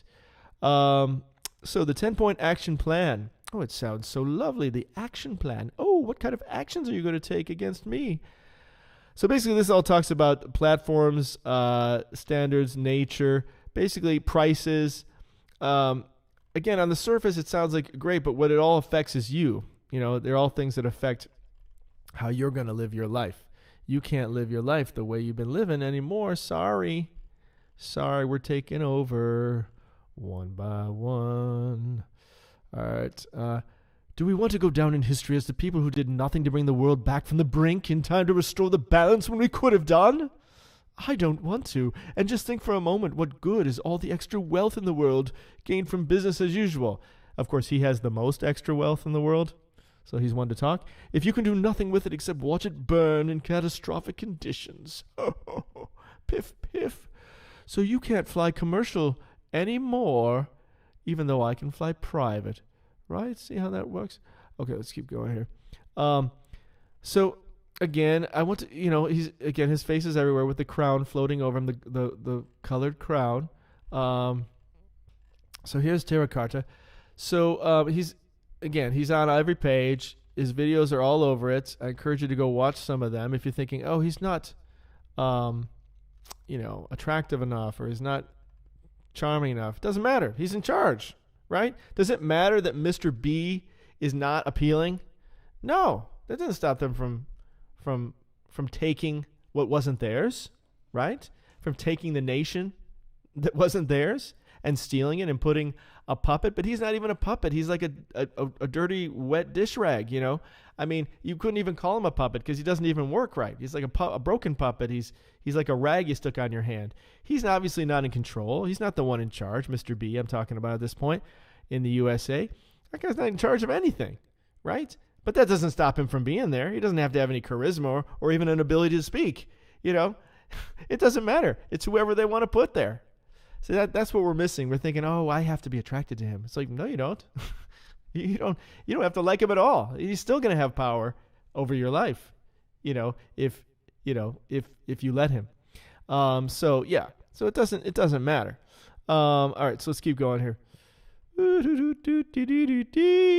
So this is it, guys. This is the 7-world plan. So this started in 2015, as it's many of these. I think so did Laudato Si.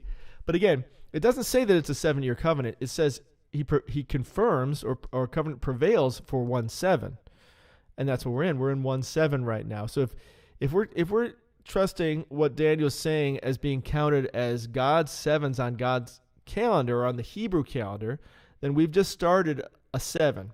And we've already talked in many other videos about all the connections to this, these 7 years leading up to 2030 and how 2030 connects with Jesus. So if this is the 7, then they are confirming this 7 this year, as we will see. So again, a sustainable future for nature first, then people, then planet, because you are going to have to suffer so that nature doesn't have to. Okay, so innovation inspired by nature. Let me just show you this real quick. And I encourage you guys to go watch these videos, and you'll know exactly what I'm talking about. This is read-tv.org. There's so many sites. They have so many sites now. I can't even keep up with all the sites that they have on this because they've taken over. So basically, they're controlling everyone now. It's like putting up the flag of the reign of the bow, or putting up the flag of the swas of the tikka back in the day. You better get in line. You better toe the party line. You better get on board with this. So I would encourage you to watch these first 2 videos. Maybe these 4 videos here. It says our founder. So that's Chucky, right? He's the founder. And there's not multiple founders. He's the only one. So again, this guy checks more boxes than Captain Crunch. I mean, he checks so many boxes for the Antichrist. It's like, name me a box he doesn't check. So he's the founder of this whole scheme and plan, okay? It wasn't like a bunch of other people came up with it. Now, you could argue there may be some forces in the shadows that we don't see that are behind this guy, and I would agree there's always those people. Satan himself is behind him. But in terms of the guy on the scene, who's the dude, this guy has the most power, the most money, trillions at his disposal, etc., with a military-style campaign in his military garb when he got crowned. And he wants to marshal in this military-style campaign. But anyway, watch these 4 videos. They're pretty short, but you'll get a flavor for this dude real fast. Okay, let me keep going here. And then they show the supporters here. These are the Terra Carta supporters. And all the countries that are supported, 56 Commonwealth countries.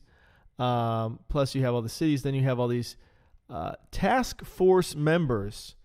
So then you've got people that are the task force. See, they're already talking in a sort of a military way. Like they're the people that are going to make sure you do this stuff. And the companies that support him. And you've got companies like Bank of America, who puts it right on their website here. And Black of the Rock. See, this is their page. This is on the Bank of America website. About Bank of America. Now, this is about their company. It says about.bankofamerica.com. That's where you find this. And what are they talking about?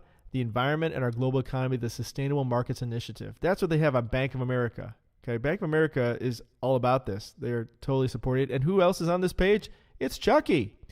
And it says, to move forward, we must continue to show that sustainability and profitability are not mutually exclusive, says His Majesty King Chuckster, right? 666 after his name. The reality facing all businesses is that it's becoming increasingly difficult for nature to sustain us. To move forward, we must continue to show that sustainability and profitability, okay, etc. So this is on the Bank of America site, guys. This isn't a Chucky site. This isn't even one of the others. This is at about.bankofamerica.com. That's where you find this. So they've infiltrated. This is fascism. They've infiltrated all the companies. They've infiltrated all the CEOs. They're all on board. All on board with the plan. And let's see what this one is. So here's Terra Carta. The Terra Carta offers the basis of a recovery plan. A recovery plan because we need to recover. See, it's the building back to the better. It's the re to the set. Right? The other site was called re-tv. It's all about re to the setting. Nature, people, and planet at the heart of global value creation. One that will harness the precious, irreplaceable power of nature combined with the transformative innovation resources of the private sector. They want your resources, not their resources. They want to take your resources away from you, of the private sector. Oh, thank you. Thank you. Oh, your graciousness. Okay, let's keep going. What's this one? So 180 global CEOs. They have over 100. These are the people that they've fished into their, that they have on their hook. 180 plus global CEOs supporting the work of the SMIS task forces. So basically, it's like Invasion of the Body Snatchers, right? It's like at the end of the movie, she's like trying to find somebody who still hasn't been snatched, right? So she goes to her friend and she's like, oh, finally, I found somebody. And he's like, whoa! You know, because he's been snatched too. So basically, all the companies that you do business with, they've all been snatched by this. 500 plus companies have pledged, but all the CEOs have been snatched. So they're the ones running these companies and pushing these agendas and so forth. 5 international events attended, 10 plus projects, 3 country councils, so forth. So it says under, and then underneath it says under His Majesty's leadership. Like, who says these things? It says under His Majesty's leadership, the most powerful private sector alliance and living member has been convened to put to work. No, it's the most powerful fascist sector alliance. This is not a private sector alliance. This is fascism.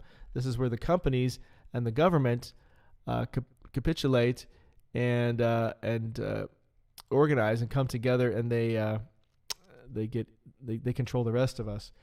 We need a Marshall Plan to tackle the environment. So Marshall, again, is the military. Remember military-style campaign? When they talk about martial law, right? That's where they shut down society. It says Marshall, a high official in the household of a medieval king, prince, or noble, originally having charge of the cavalry, but later usually in command of the military forces. So he's not hiding it. He's telling you right up front, the military is going to be coming to your door and making sure you're doing this stuff. And you're going to submit to this, and you're going to bow down to Mother Earth, or you will die. So that's the plan. It needs to be a Marshall-style plan, a military-style plan, Kane, to tackle the environment, right? The ruddy complexion, Mr. Edomite, right? Man, look how ruddy. It's a ruddy man right there. Wow. That's the plan, guys. The plan is to marshal it in. That's right. So, in other words, they talk in glittering generalities, but you got to read between the lines of what's really going on here, because you can see it by their fruit. You will recognize it. You can see it in the laws that they're striving to pass, the things that they're getting rid of, the things that they're changing, getting rid of gas cars and all these kinds of things. This is all part of this plan that they go back to. 10 actions we must take to drive the green recovery. Says who? Says the king. Oh, don't question the king, of course. It's a virtuous circle of supply and demand. There's another video you can watch. There's tons of these videos of him specifically looking at you, talking to the camera. But this number 4 is kind of interesting, which they pointed out in this Gateway of the Pun of the Dits article. To rigorously work towards the provision of reliable data and actively advance the adoption of common metrics and standards. In other words, to track you. This is all about the digital currency, the digital passport, that you are going to be tracked in everything that you do to make sure that you're not putting out too much carbon, or, that a tree didn't die because you went outside your house today. We wouldn't want that now, would we? No, we wouldn't want that. So, in order to allow more informed assessments of sustainability, compliance. Are you complying? You do want to comply, don't you? Of course. You do want to be a good little citizen. And opportunities for improvement and the Paris Agreement. Oh, we're going to do it in the private sector. That's you. That's you. You're the private sector. Let's keep going here. Now, that's in the W to the E to the F website. See? So it's on all their websites. They're all in lock to the step, guys. This is their 7-year plan. This is it.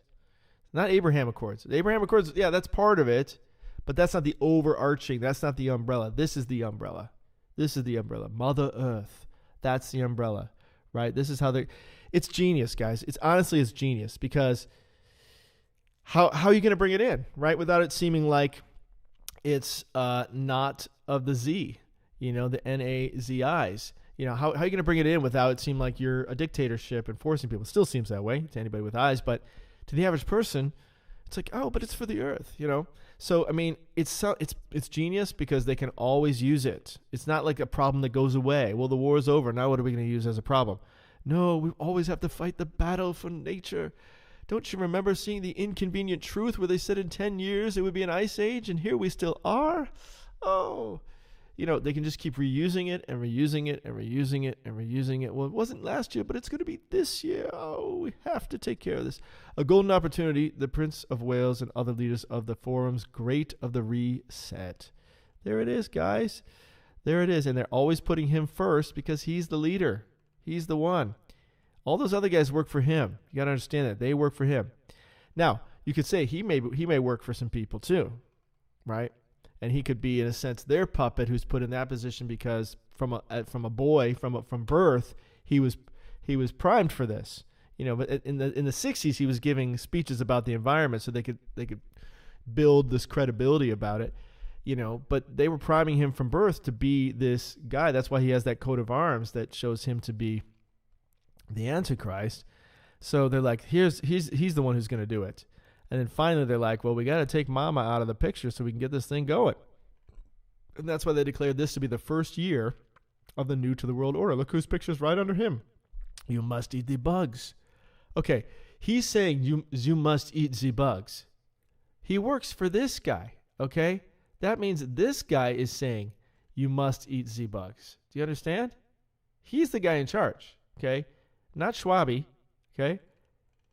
Not Mr. Bug Seller, right? This guy wants you to eat the bugs, but he would never say that because that would make him look unsavory. So he has someone else do his dirty work and say those things, say the hard to hear things that he's actually thinking, that he's actually supporting, right? He's behind it. This guy is, his bug man. You're my bug man. Get out there and tell them to eat the bugs. All right? So, and then on and on from there. Let's keep going.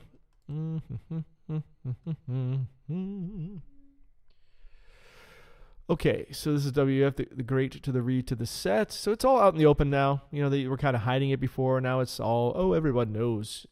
And look who's there.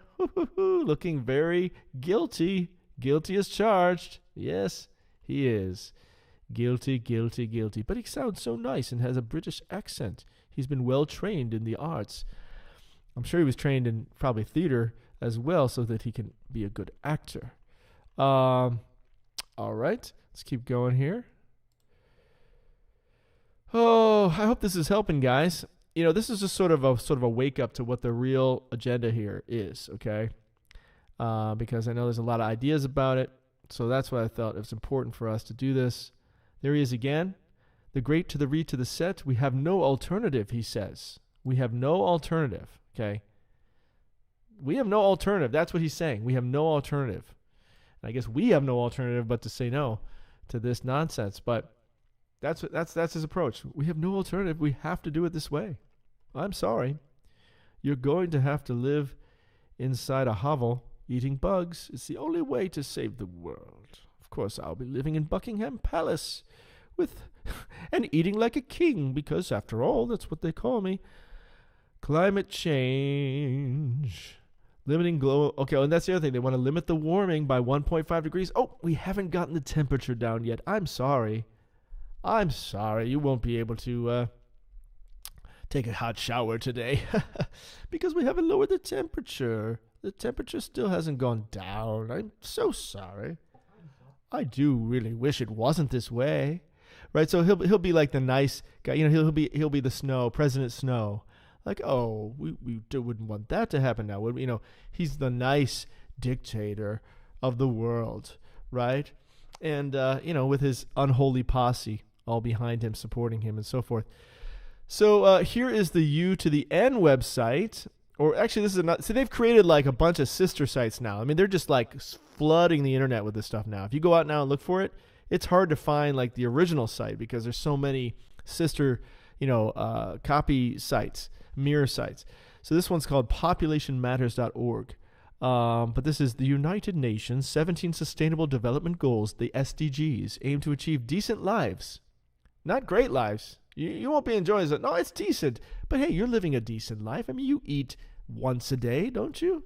You have a crust of bread. Everyone gets a crust of bread. It's a decent life, okay? Don't expect a great life. I mean, the planet is dying. We have to save the planet. Don't expect. What do you think? You know, there's a video out where there's like a cartoon video, and the woman's, "What? You think you're going to have meat? It's not your birthday. Come on."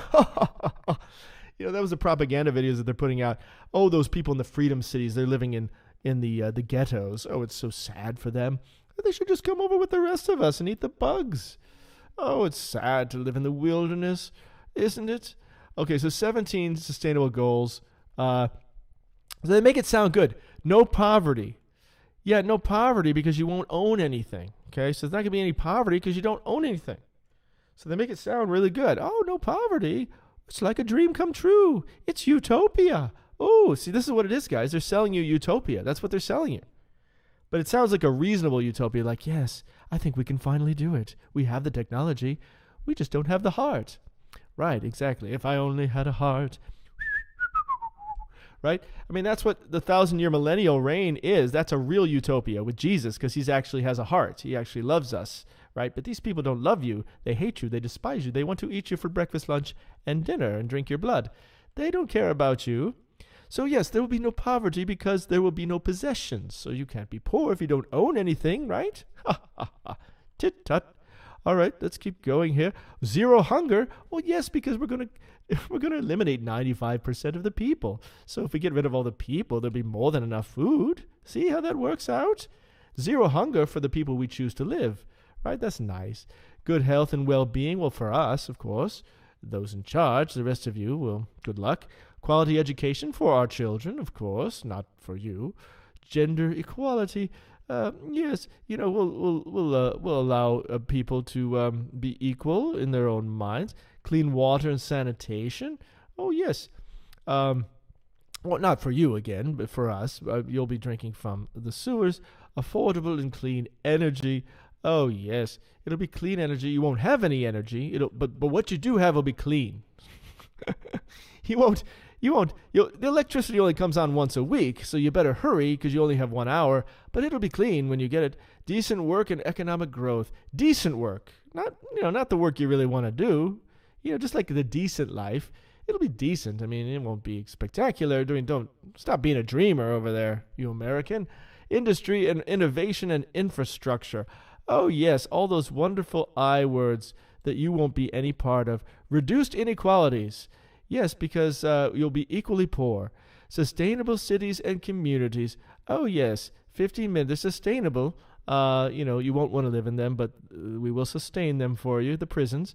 Responsible consumption and production. Don't you dare thinking about having another bite. You get one bite, that's all. Be responsible. Climate action. Oh, yes, we'll be taking lots of that in your life and forcing you to live by it. Life below the water, life on the land. And on and on and on. I mean, you get the idea, right? Okay, so that's what they plan to do. So now that's with the U to the N. So you got the W to the E to the F. You got the U to the N. You know the W to the H to the O is part of it. And, of course, The Terra Carta is there, and the Sustainable Markets Initiative, and the re to the set, and all those good things. A social contract to transform our world. Now, who made this contract? Did I make this contract? Did you sign a contract? I don't think so. But they want to transform the world where we'll all eat the bugs, and we'll all become not human anymore, right? They're going to change our DNA so that we're something else. Now we're another creature. How nice. Very loving. Okay, let's keep going. Keep going. Okay, so this is on the official U to the N website. You can see it right there, u-to-the-n.org. And this is the new Constitution, okay? So forget your Constitution. If you have a Constitution in your country, you can kiss it bye-bye, because this is going to be the new Constitution. The new Constitution. Dun, dun, dun, dun, dun, dun, dun, dun. So they've got the new Constitution for you here.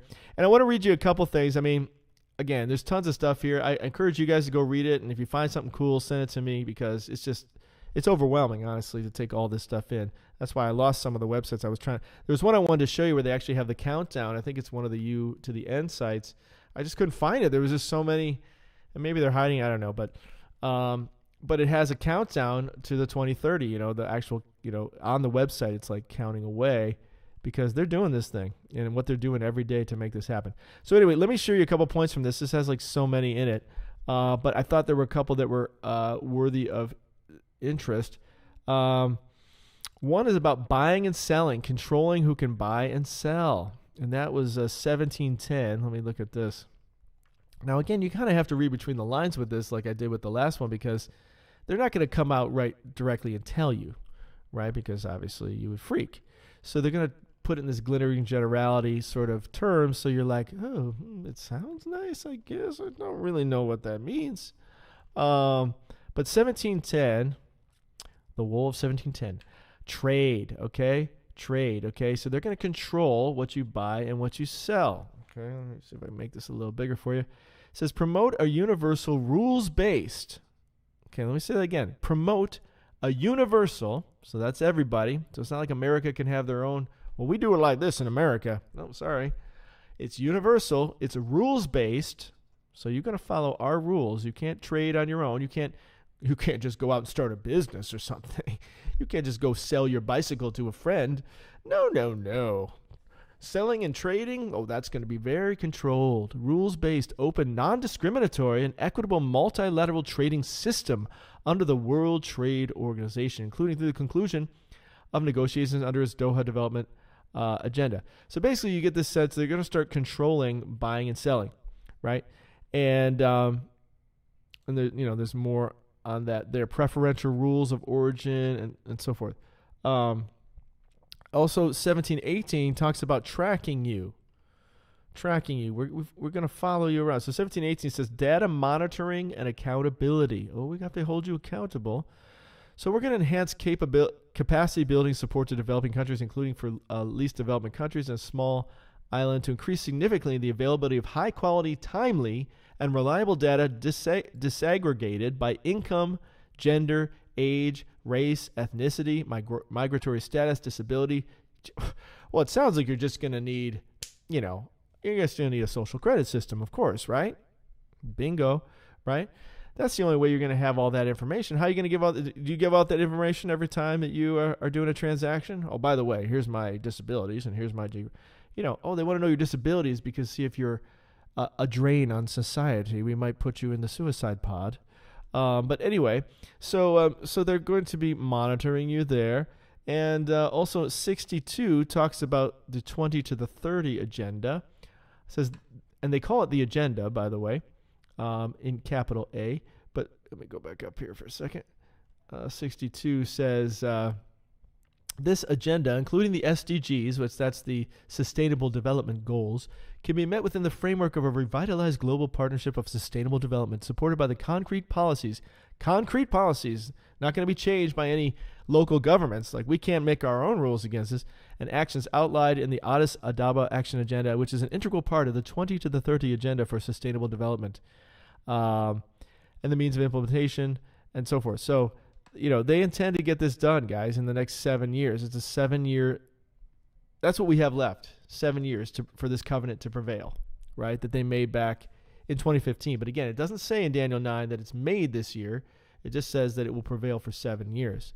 Also, 70 I thought was interesting because it talks about 10 representatives. So we know Chucky's in charge of this whole machine. But I thought this was interesting. It says the task team, and the task team, the multitask team, right? Because they're going to make sure that you do this. The task team will draw on existing resources and will work with 10 representatives from the civil society, private sector, and scientific community to prepare the meetings of the multi-stakeholder forum on science, technology, and innovation. Well, I just thought that was interesting. Like, just 10 from all of society and all of the private sector, just 10. And in the Bible, it talks about in Daniel 7 and Revelation 12 about these 10 kings that are under the one king. Now, I'm not saying they're the same people necessarily, but I did find it interesting that there's 10 representatives for all of society that are representing everybody in these areas. And then we also looking for 10 kings to be risen up as well. So there's a lot more in there than that, but those are just a couple thoughts. Let me just go back here for a second. And I just want to show you kind of how far this goes. So this is very similar to the Laudato Si. So this is the U to the N. So everybody's got their constitution, and they're basically the same thing. And it's eventually probably going to be all joined into one. But this has 91 different aspects to it. I mean, who's ever going to read all that, right? And who's really, it's all going to take it all. But you have to kind of go through it and figure that out. Now, one more thing I wanted to share on that. Let me go back over here. Terra carta. Oh, then Terra carta has their own as well. I forgot about that. So let me read you what Chuckster said here in the videos. Those videos I saw on the Terra carta channel, and then you can go watch them for yourself. But I did want to read. I actually wrote down. This is verbatim. This is, and I quote. This is what he says in those videos that stood out to me. He says, "An unprecedented opportunity to rethink and reset the ways in which we live and do business. I've long believed that we need a shift in our economic model that places nature and the world's transition to net zero at the heart of how we operate, prioritizing the pursuit of the sustainable, inclusive growth in the decades to come, prioritizing sustainability, and thus creating a much more virtuous circle of supply and demand. By leveraging private sector, we can transform. We now know what we have to do." So that's all directly quoted from him. I wrote it down verbatim. I've long believed that we need to shift in our economic model that places nature and the world's transition to net zero at the heart. In other words, place that above us and how we operate, prioritizing the pursuit of the sustainable, inclusive growth in the decades to come. So anyway, so here's the Terra Carta's, manifest, their, constitution. And it's written by the Prince of Wales, says right there. And, of course, now they call him the King. And so that's all that. I'm not going to read all that to you now. You can go back and read it yourself. But there's a lot of stuff here, guys. I'm telling you. They put a lot of thought into this. This isn't just, they're not winging this one. This is all planned out, right? And you can break down any of these things. And I'm going to show you I have another page on this. And then financial incentives. So basically, sure, you can use your lawnmower, but you have to pay $1,000 a month to use it. What? Yeah, I'm sorry. It's to balance off the cost in the environment. But go ahead and use it. We wouldn't take away your freedoms now, would we? Oh, no, but you just have to pay or you could use this free lawnmower that we give you. We'll give you this lawnmower. It's electric and only lasts for 30 minutes and doesn't cut very well.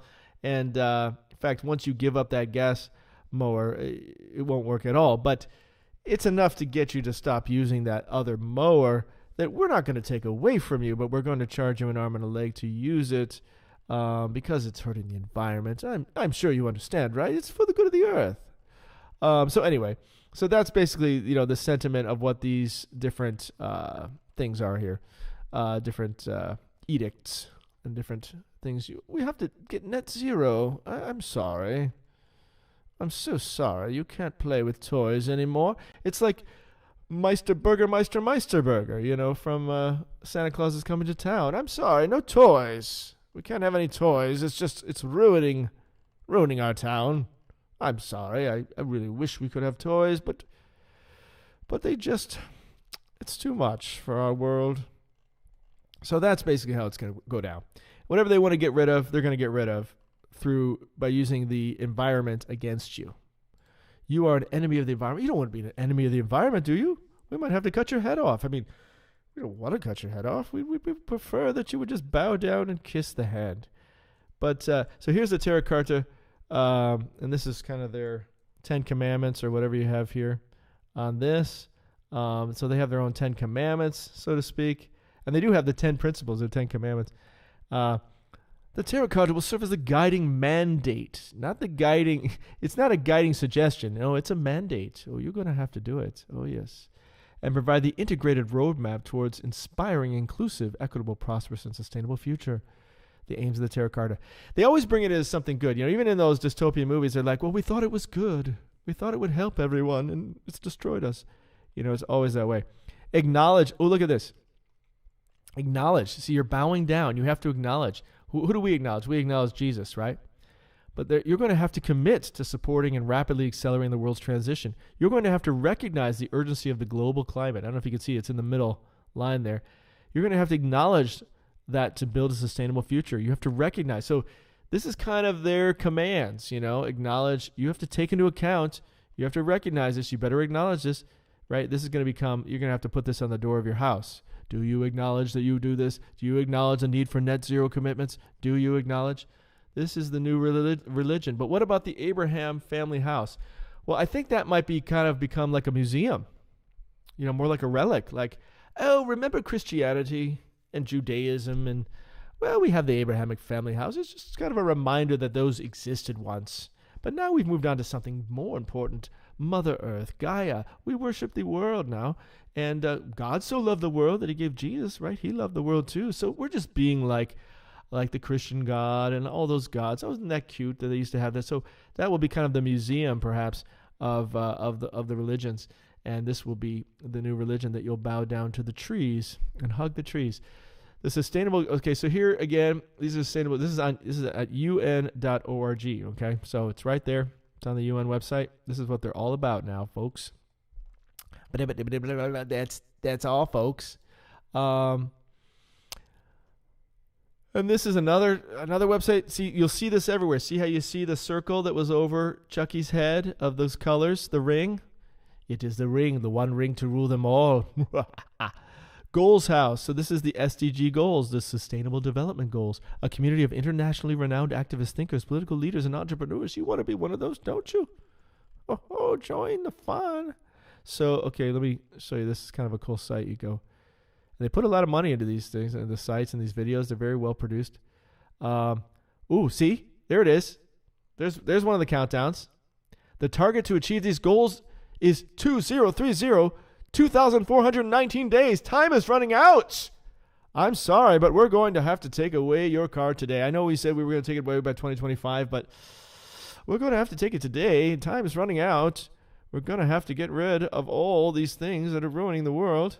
So there it is. There's one of your countdown clocks for you. So what they're doing now is they're taking it from just the U to the N and the W to the E to the F and, you know, the COP and the G this and the G that and all those sites. And they're trying to get it down to the human level. They're trying to get down to the people's level, right? Like you can join this too. Join the effort in your community. Get your 17 goals action group started today. So they're trying to get everybody on board. One house, one mission. Okay, so you've got, so June. So this is coming up in June. That's the next meeting they're having. So these meetings are starting to go on everywhere, all over the place. Not just the big boys, but just even the average Joes having these meetings. And we have to get these goals in place. And pretty soon this will be the one world religion. But the site's kind of going slow right now. Usually it goes a little more fluid than this. But they have Davos here. They have the Cannes. They have Munich. COP28 is there. You see that? Let me see. We've got, what is this, Austria or something over here on the side? So Singapore. So basically, they got this stuff rolling. They've kind of figured out what their angle is. They figured out the secret sauce. It's the environment. That's the secret sauce, because nobody can argue with that, right? It's the one world religion that everybody can go along with. So that's the dealio there. Let me keep going here.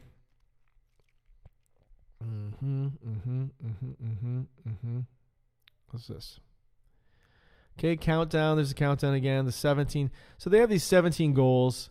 I kind of read those to you already, so I'm not going to read that again. Let me keep going. What's this? There's the 17 goals again. So like I say, tons of websites on this. Go look it up for yourself, and you will be amazed.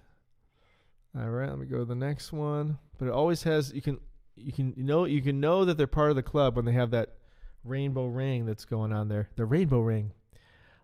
This was the General Assembly of the UN, progress towards the Sustainable Development Goals, towards a rescue plan for the people and planet. So they feel like we need to be rescued. Do you feel like you need to be rescued? Well, yeah, from all the sin and all the paganism. I need to be rescued from you. Who's going to do that? Jesus, help us, rescue us. But they think they're going to rescue us. They're coming in as the savior of the world, right? That was the statue he was given, where he's like the fallen Lucifer standing on top of dead bodies, and it's called Savior of the World. I showed you that in the other video. King Charles and the globalists set meeting for September to plot how to accelerate the goals of the UN Agenda 2030 and the complete digitization of humanity. So, in terms of meetings, guys, in terms of like when will it be confirmed, it looks like this September is looking like a good bet for the confirmation of the 7-year goals. It's this puppy right here. See, they got all the colors flying.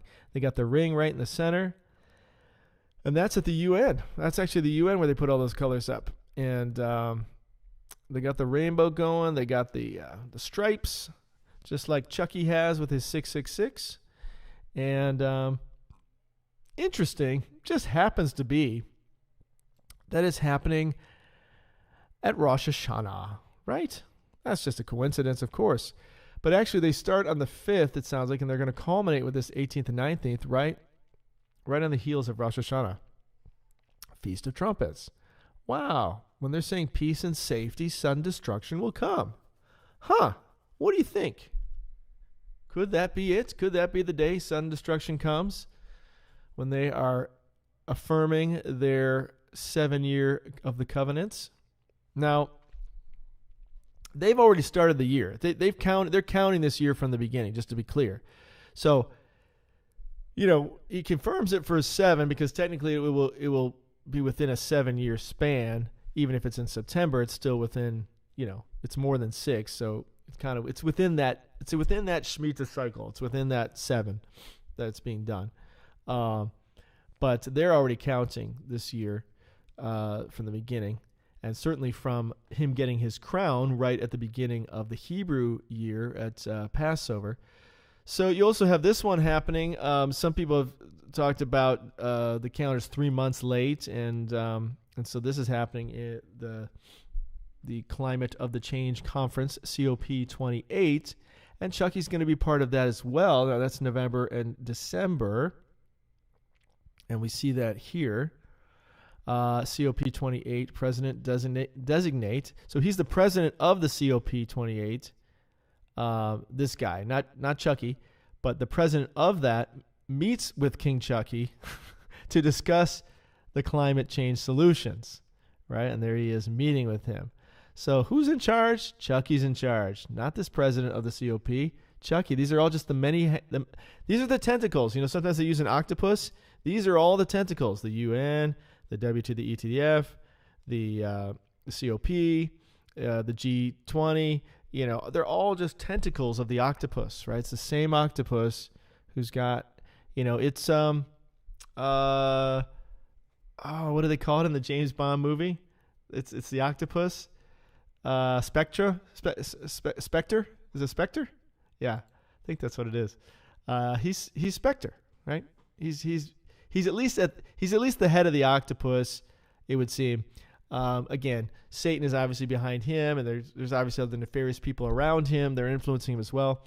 This is happening this weekend, I believe, but this has been happening for a while. India has their G20. I think that actually happened maybe even in March, but they're doing stuff every week. I looked at their calendar. They got stuff every week. You know why? Because they only got 7 years to make this happen. So they are implementing stuff like on a weekly basis. So here's their calendar, and they got a lot of stuff going on. Every week they got something going down. And this was their unity purpose of action. Again, same deal. Now notice they got the lotus flower going. Did you see that? Lotus flower? We saw that connection from the IPG video, the eye to the pet to the goat, where the lotus flower opens up, right? And so they've got the lotus flower in their logo right under the world there.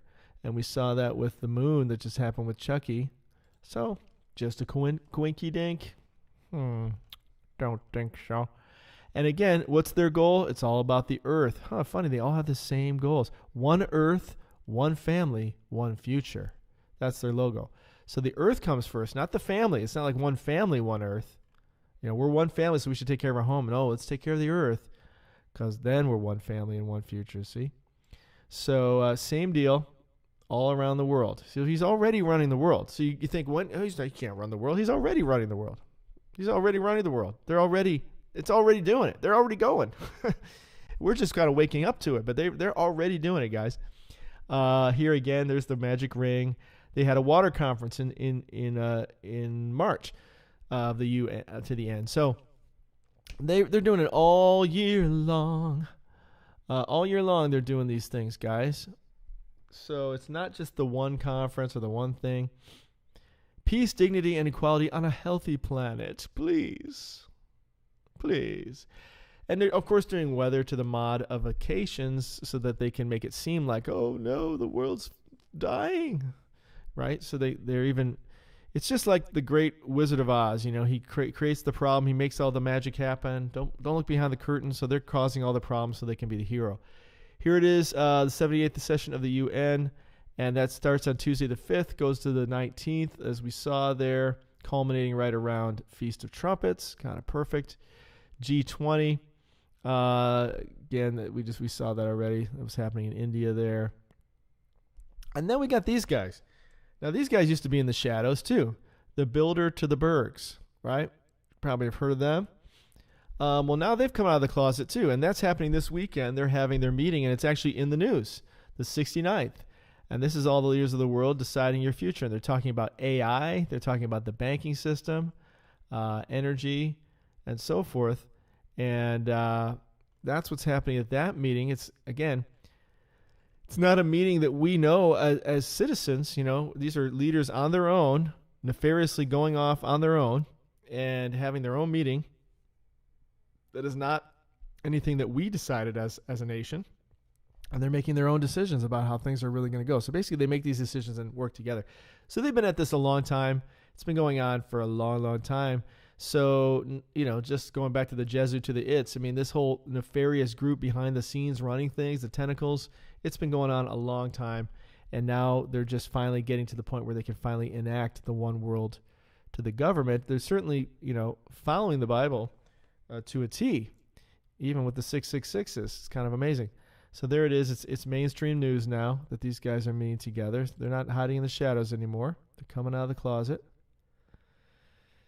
And that's a G7. That's also happening, I think, this weekend as well, where you got these wonderful well, maybe it doesn't show it on this page, but the wonderful cronies that are trying to end the world.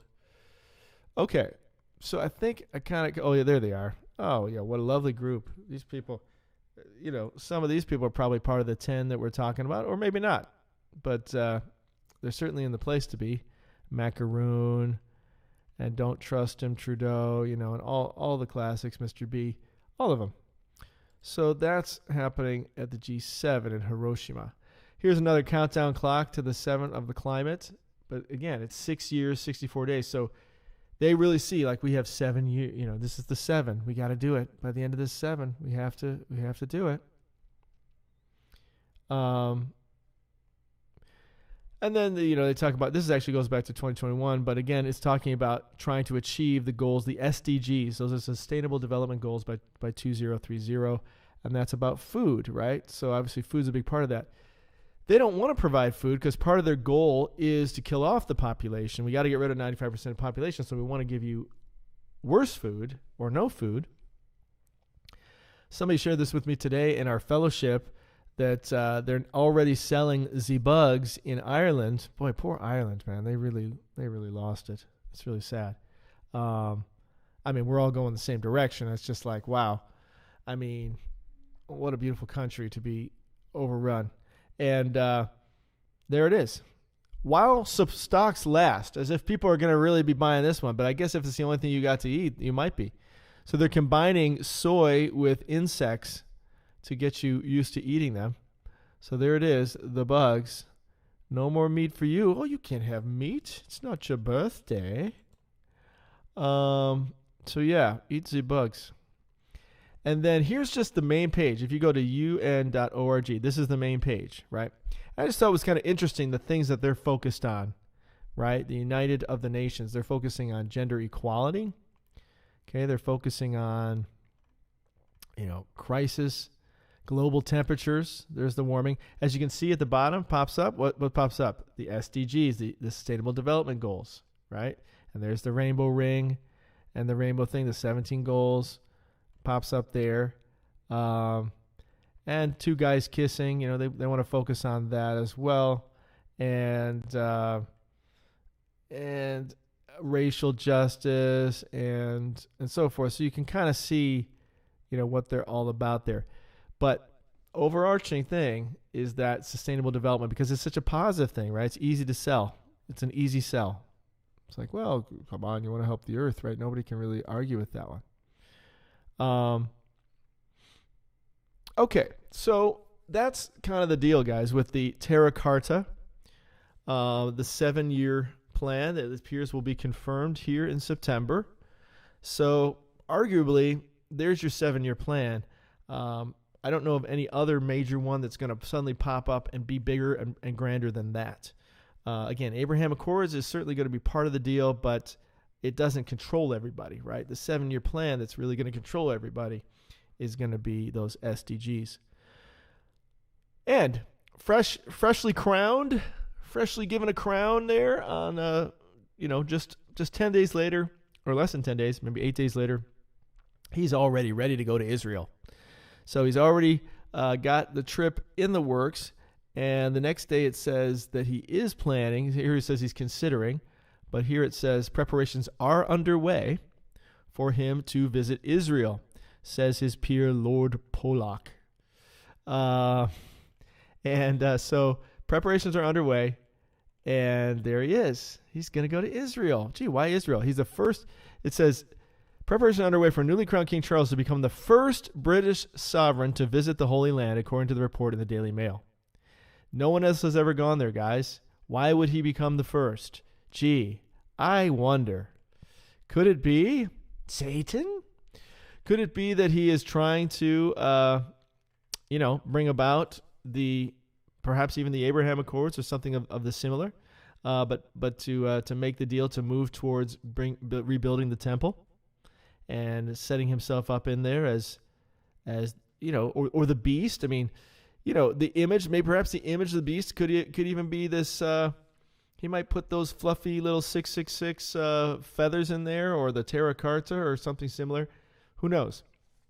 Whatever he's going to be bowing down to, but he's the first to ever even go there. Can you believe that? As King, he's going to go and start pulling the strings, working those connections these guys we've talked about in many videos, so that he can bring about the end times as written. So, it's all happening. Now you can close your eyes to that and go, oh no, I'm still waiting for my Antichrist. He's not the one I wanted. That's not the Antichrist. He's not the one I wanted, but he's the one we got, right? She's not the maid we wanted, but she's the one we got.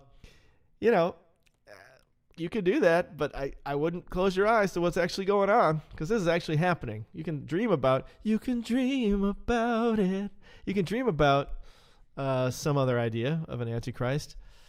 If you can't have the one you want. But then we got the real Antichrist, or at least we got the one that's in front of us. Let's just say that you can't ignore. Otherwise, you may find yourself in trouble. As an American rabbi in King Charles' court, I'm learning to love the idea of monarchy. The Jews just love him. They love him, the Jews, right? He's our hero. He's our savior. He's the Messiah. He's Messiah ben Ephraim, right? Oh, he's coming to save us finally. Perhaps it's him. He really is a Jew. He really is the Messiah. Well, guys, it's not far-fetched to think that they may think that. What if that guy over there, the Shlomo guy, says it turns out to be a false prophet for him and supports him or something? It's possible, right? Will King Charles decide to abdicate the throne? So they're already publishing this a couple of days ago to a mystery monarch, right? So I know people are talking about this. Well, what if he gives it to William or, something happens to him? I'm doubtful. I think there's so much about him that fulfills all this, and he's already got everything in place that I think that's going to play out here for these 7 years. But it's interesting. They bring up a Nostradamus prophecy here. And the way it's worded, it says, using a 1555, 555 grace, Nostradamus poem that said, a man who never expected to become king. Well, I think that kind of applies to Charles. I mean, the guy was up there, and the rate his mom was going, he might never have become king. He could have died before his mom did. So you could argue that might have been him because they thought he'd become king a lot younger, and he didn't. But they're saying that to indicate that maybe it means it's Harry instead of William or somebody else.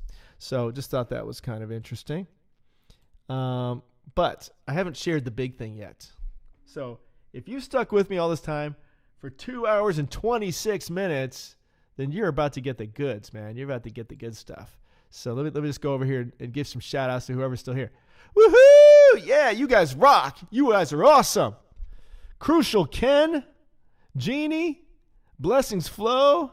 All right. You're my kind of folks. So you're about to get some cool stuff that only if you stayed this long through the video are you going to hear it. Oh, boy, you'll be the first ones. Okay, but let me go back over here to where I was now. So Chucky's going to Israel, and they love him. They want to worship him. Ooh, I love the idea of a king. Yes, give us a king, they said to Samuel. Give us a king. Okay, so, yeah, we saw that. So, I want to show you something, a few things that are kind of cool. One in particular just blew me away. I'll show you that. This one was kind of interesting. Okay, so this is similar to Chucky, not the same. It's got like a black, I don't know what that is on there, if that's like a black phoenix. That kind of looks like a phoenix, actually. But I thought it was interesting. This is of the Wrath to the Childs. Kind of similar to Chucky. Got a white horse there. Now, remember, there are many antichrists. The Bible says there are many antichrists. So don't be surprised if... Oh, look, they also have the 3 feathers up there. They have the 3 feathers in the upper right. Now, notice there's 3 kings here. 3 kings. And it says there, he will subdue 3 kings, right? In the 10 king prophecy that we just looked at. Remember that? Go back there for a second. That's interesting. So I'm just kind of really looking at this for the first time. It says, he will subdue after out of his kingdom were 10 kings that will rise, another shall rise after them. He shall be diverse from the first, and he shall subdue 3 kings. Now, when it says out of his kingdom or this kingdom, it doesn't have to be the English kingdom, but more like the kingdom of the devil, right? Because remember, Satan says, all the kingdoms of the world have been given to me, and I can give them to you. So it's really the devil's kingdom we're talking about here, not necessarily a kingdom of a specific nation.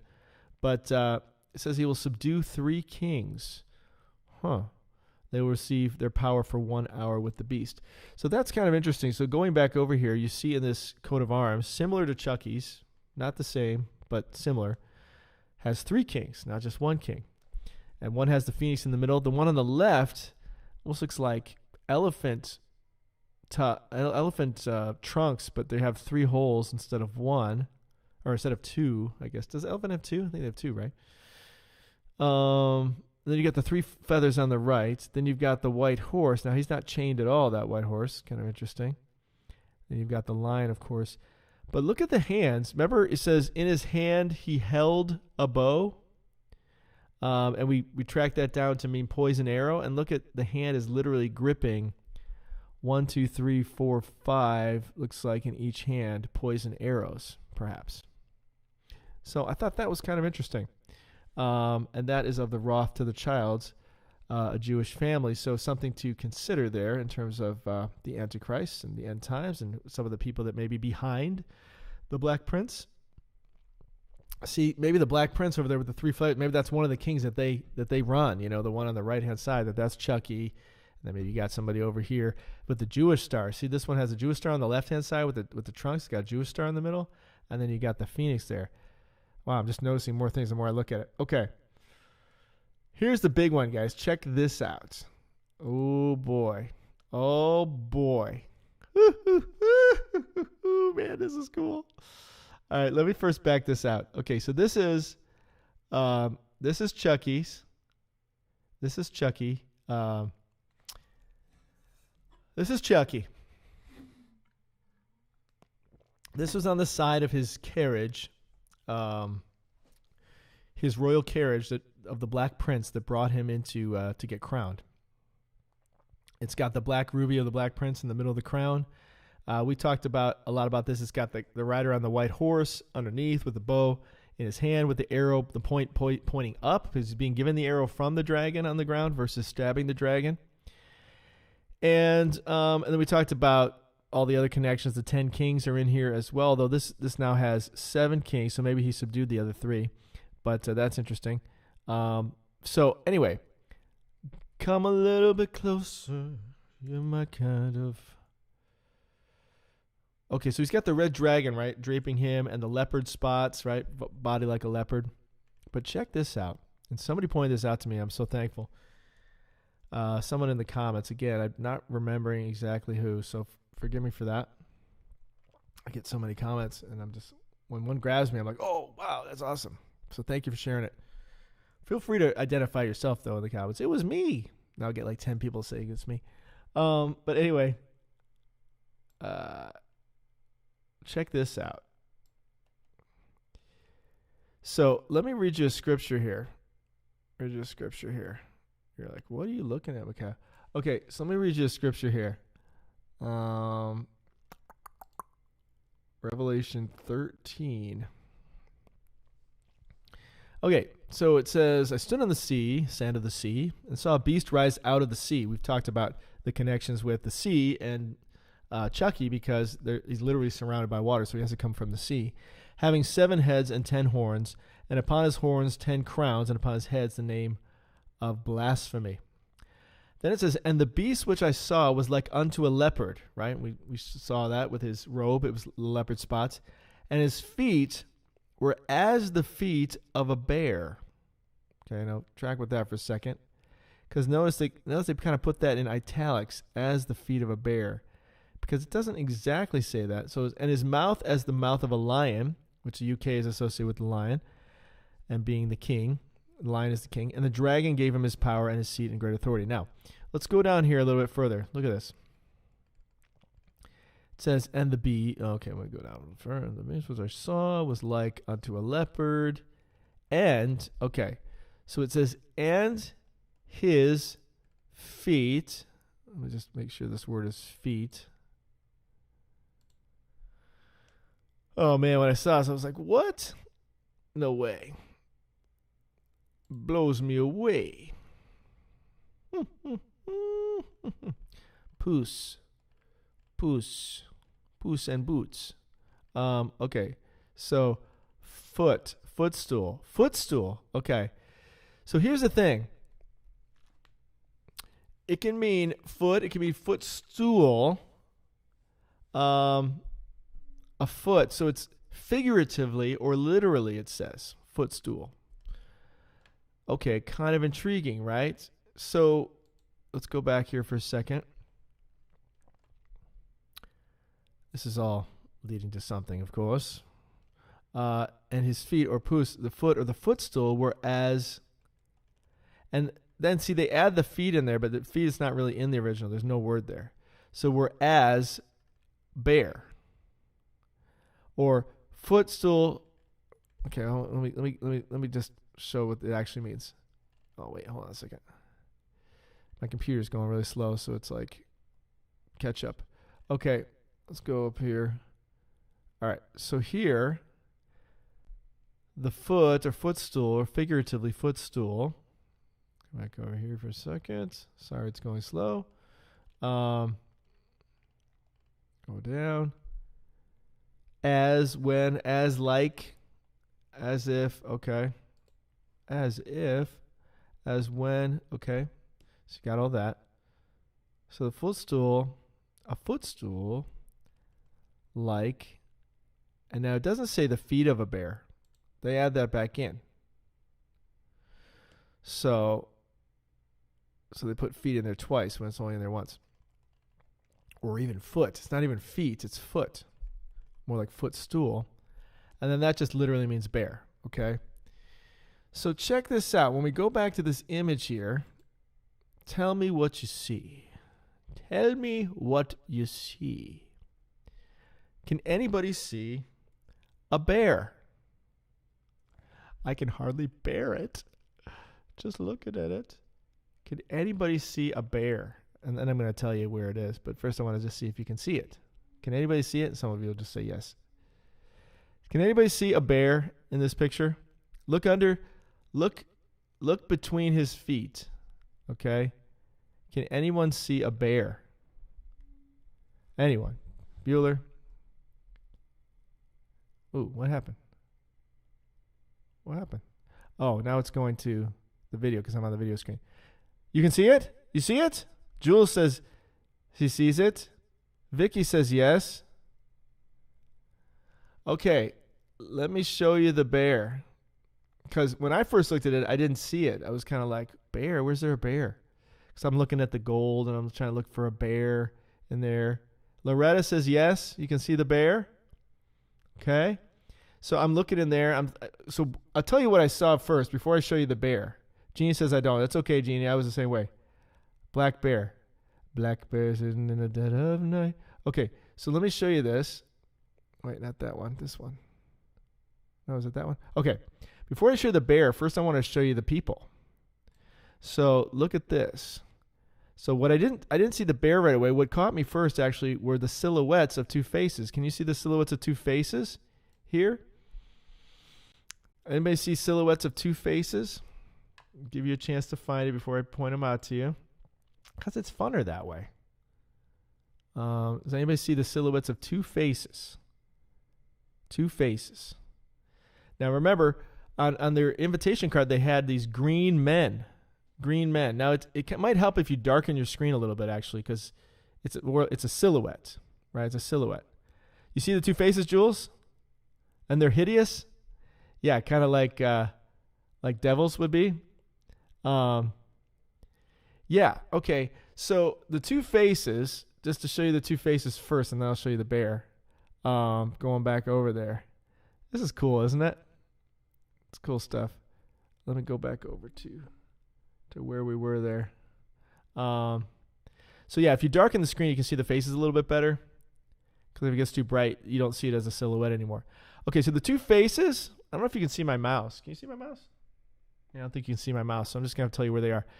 So the two faces are in the two circles on the right and left side where the flowers are. So you see the two flowers? There's a flower, red flower on each side. Now, somebody pointed out the fact that these flowers, and if you notice, when you go around the upper circle, you have white flowers, but then there's like one red one. And somebody pointed out that that's actually, it's supposed to be the Tudor rose, which is the English rose, combined with, well, the Tudor rose combines in two different roses, I guess. It combines a red rose and a white rose or something like that.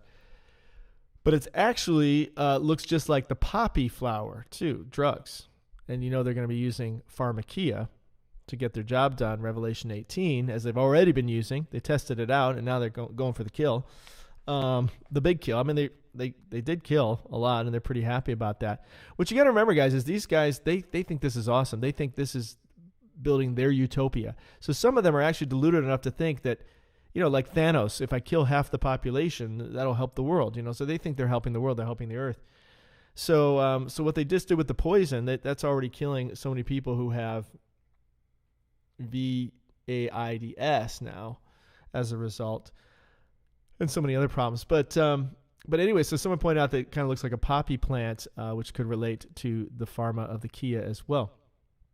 But if you look on either side, and again, it's a profile shot, like the side of someone's face, like if someone were doing like hand puppets or something. It's like the side of their face. You can see the leaves peeking over the edge on either side, and it forms a face.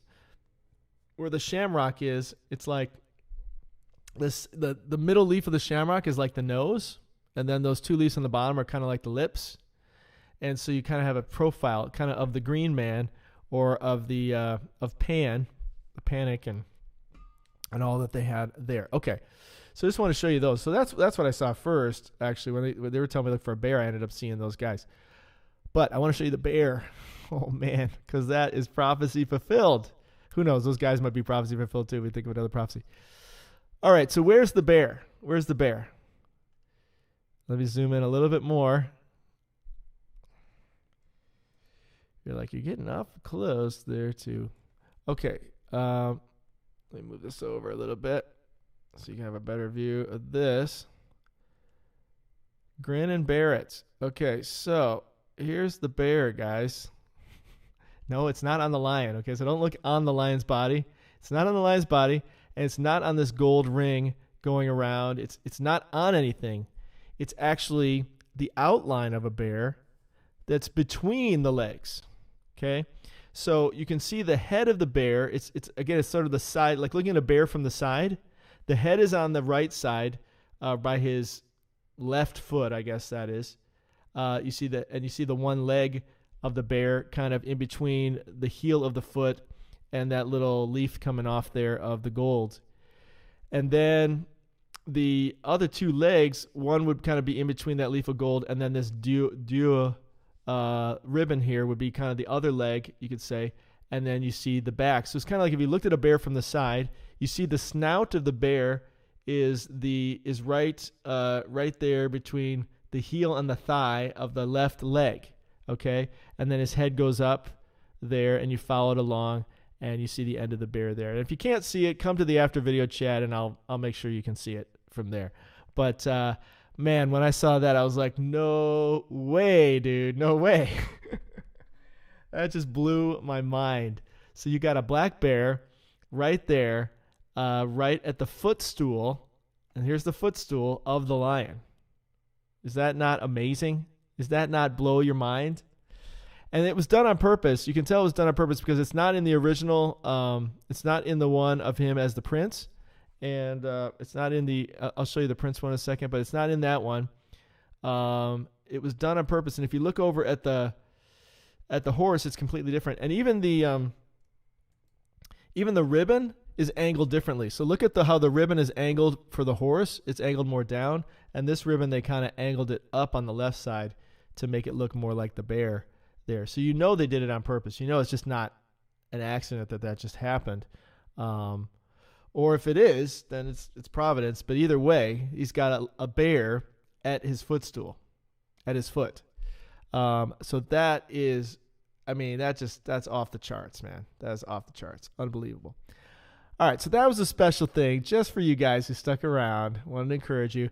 And then Daniel 7 says, somebody else made the point, Daniel 7 talks about there was a second beast which looked like a bear. It was raised up on one side. It had 3 ribs in its mouth. Between its teeth, it was told, get up and eat your fill of flesh. Now, what's interesting about that is, the Russian flag, and we talked about this before, is very similar. It has the man on the white horse, and he's holding the scepter and the golden orb, just like Chucky was holding in his ceremony. And it also has 3 kings technically there, similar to the wrath of the child, where they had the 3 kings, because you got 3 crowns going there. Is there a connection? Someone brought up the fact that maybe the corona, which means crown, that started back, a few years ago, that was the beginning of being given the crown, and that his crowning was sort of the culmination of that. And now we go into the second horse of Russia, really bringing it on with the war and all that's going to go on there. So thought that was kind of interesting as well. Couple last thoughts before we close this up. So as you know, they are trying to stop us from doing everything, and it's all in the name of helping the environment, right? So Mr. B is trying to stop us from hunting and fishing, putting more regulations on hunting and fishing. It's for the environment. He's also putting regulations on washing machines and gas stoves, right? Because he just wants to help the environment. He doesn't want to stop you from being able to eat by hunting and fishing. He doesn't want to stop you from being able to wash your clothes and cook your food. No. He just wants to help the environment. That's all. He's a good little dictator. Gas leaf blowers and lawnmowers, right? Bans are beginning to spread, right? So the same deal there. They're trying to shut you down, trying to take away your freedom, take away your comforts of life, make you live a rougher, tougher life. They want to outlaw gas engines altogether, including cars, right? That's their goal. See, it's kind of like, oh, well, we can't get rid of guns, we'll just outlaw bullets. That's sort of the method. It's like, well, if we can't get you one way, we'll get you another way. So we'll just outlaw the engines because it's of the environment. We would love for you to be able to drive. We would love that, but the environment. So yeah. So they're banning gas engines. So Wisconsin's trying to supposedly stop them from doing that, and banning vehicles altogether. His illegal move to ban internal combustion engines. So that's what's going on, guys. It's the end of the world as we know it. Do you feel fine? Well, if you don't feel fine, it's time to repent and believe the good news. Turn to the Lord. Run to the light, Caroline, while you have the chance. Now's the time to go to God and be saved. Turn away from this world, die to that world, die to your old life, and be born again of water and the Spirit and start a new life in Christ. Now's the time to do it, guys. You don't want to wait till tomorrow, because tomorrow is definitely not promised. And it's not going to get any better. We know from the Bible it gets much, much worse. So you want to make sure that you seize the day while you can, because you may not be in a situation where you can even use your own brain anymore. They may get rid of the part of your brain that even thinks about God. Who knows what they're going to do to you next. So you want to make sure that you're taking advantage of it now. We know they're putting it in the food. We know that they're trying to kill us and destroy us every way they can. So now's the time to turn to the Lord while you still can. Guys, Jesus is coming back. We don't want to miss it when he comes. The end of the world is here. We don't want to miss that when it comes either. So it's important that we don't hold on to things that are not in the Bible, but that we make sure that whatever we're believing, that it's we can find the scripture that backs that up, right? We can have a lot of theories. It's okay to have theories and ideas. But if it turns out that our theory and idea doesn't come to pass the way we thought, then we may have to adjust, right? Got to stay flexible. Be firm on the word and flexible in all else. So we have to be flexible, if God shows us new things. So if he's showing us that, hey, these guys have a 7-year plan to destroy you, and this guy was given a crown and fits a lot of these other, checks all the boxes, it would seem, to fulfill this start. Now, again, he could just be the guy on the white horse. It could just be, that could be only his role. Maybe he doesn't have the role of the guy who tramples in here and there. It does seem that it is one individual, but they call him the beast. It could be something completely different that we don't know yet. But in any case, even if he's just fulfilling the first seal, that's still huge. That still means that the seals have been broken or starting to be. So that's pretty big deal.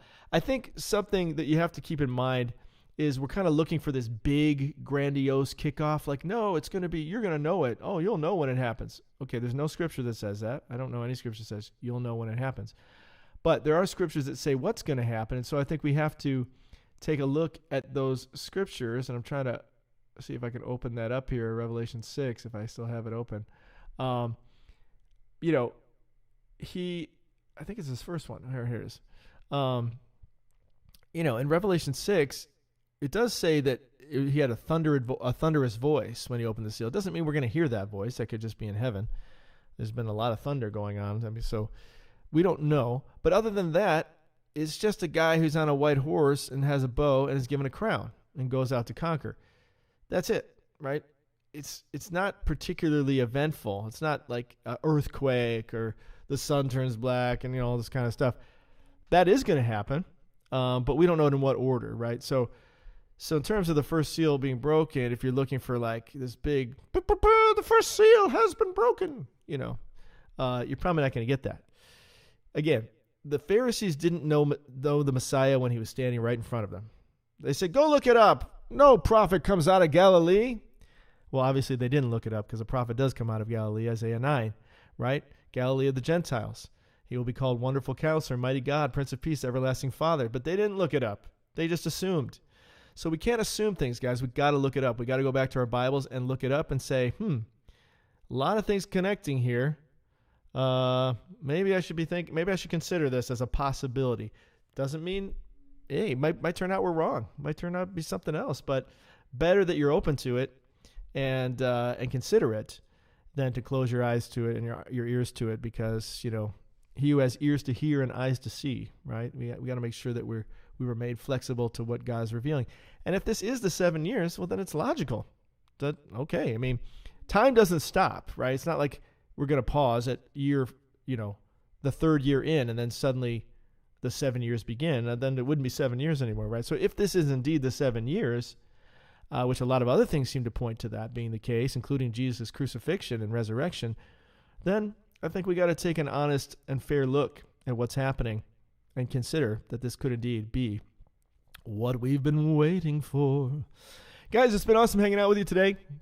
I love you all. I hope you're all having a wonderful, wonderful day. I want to invite you again to the after video chat.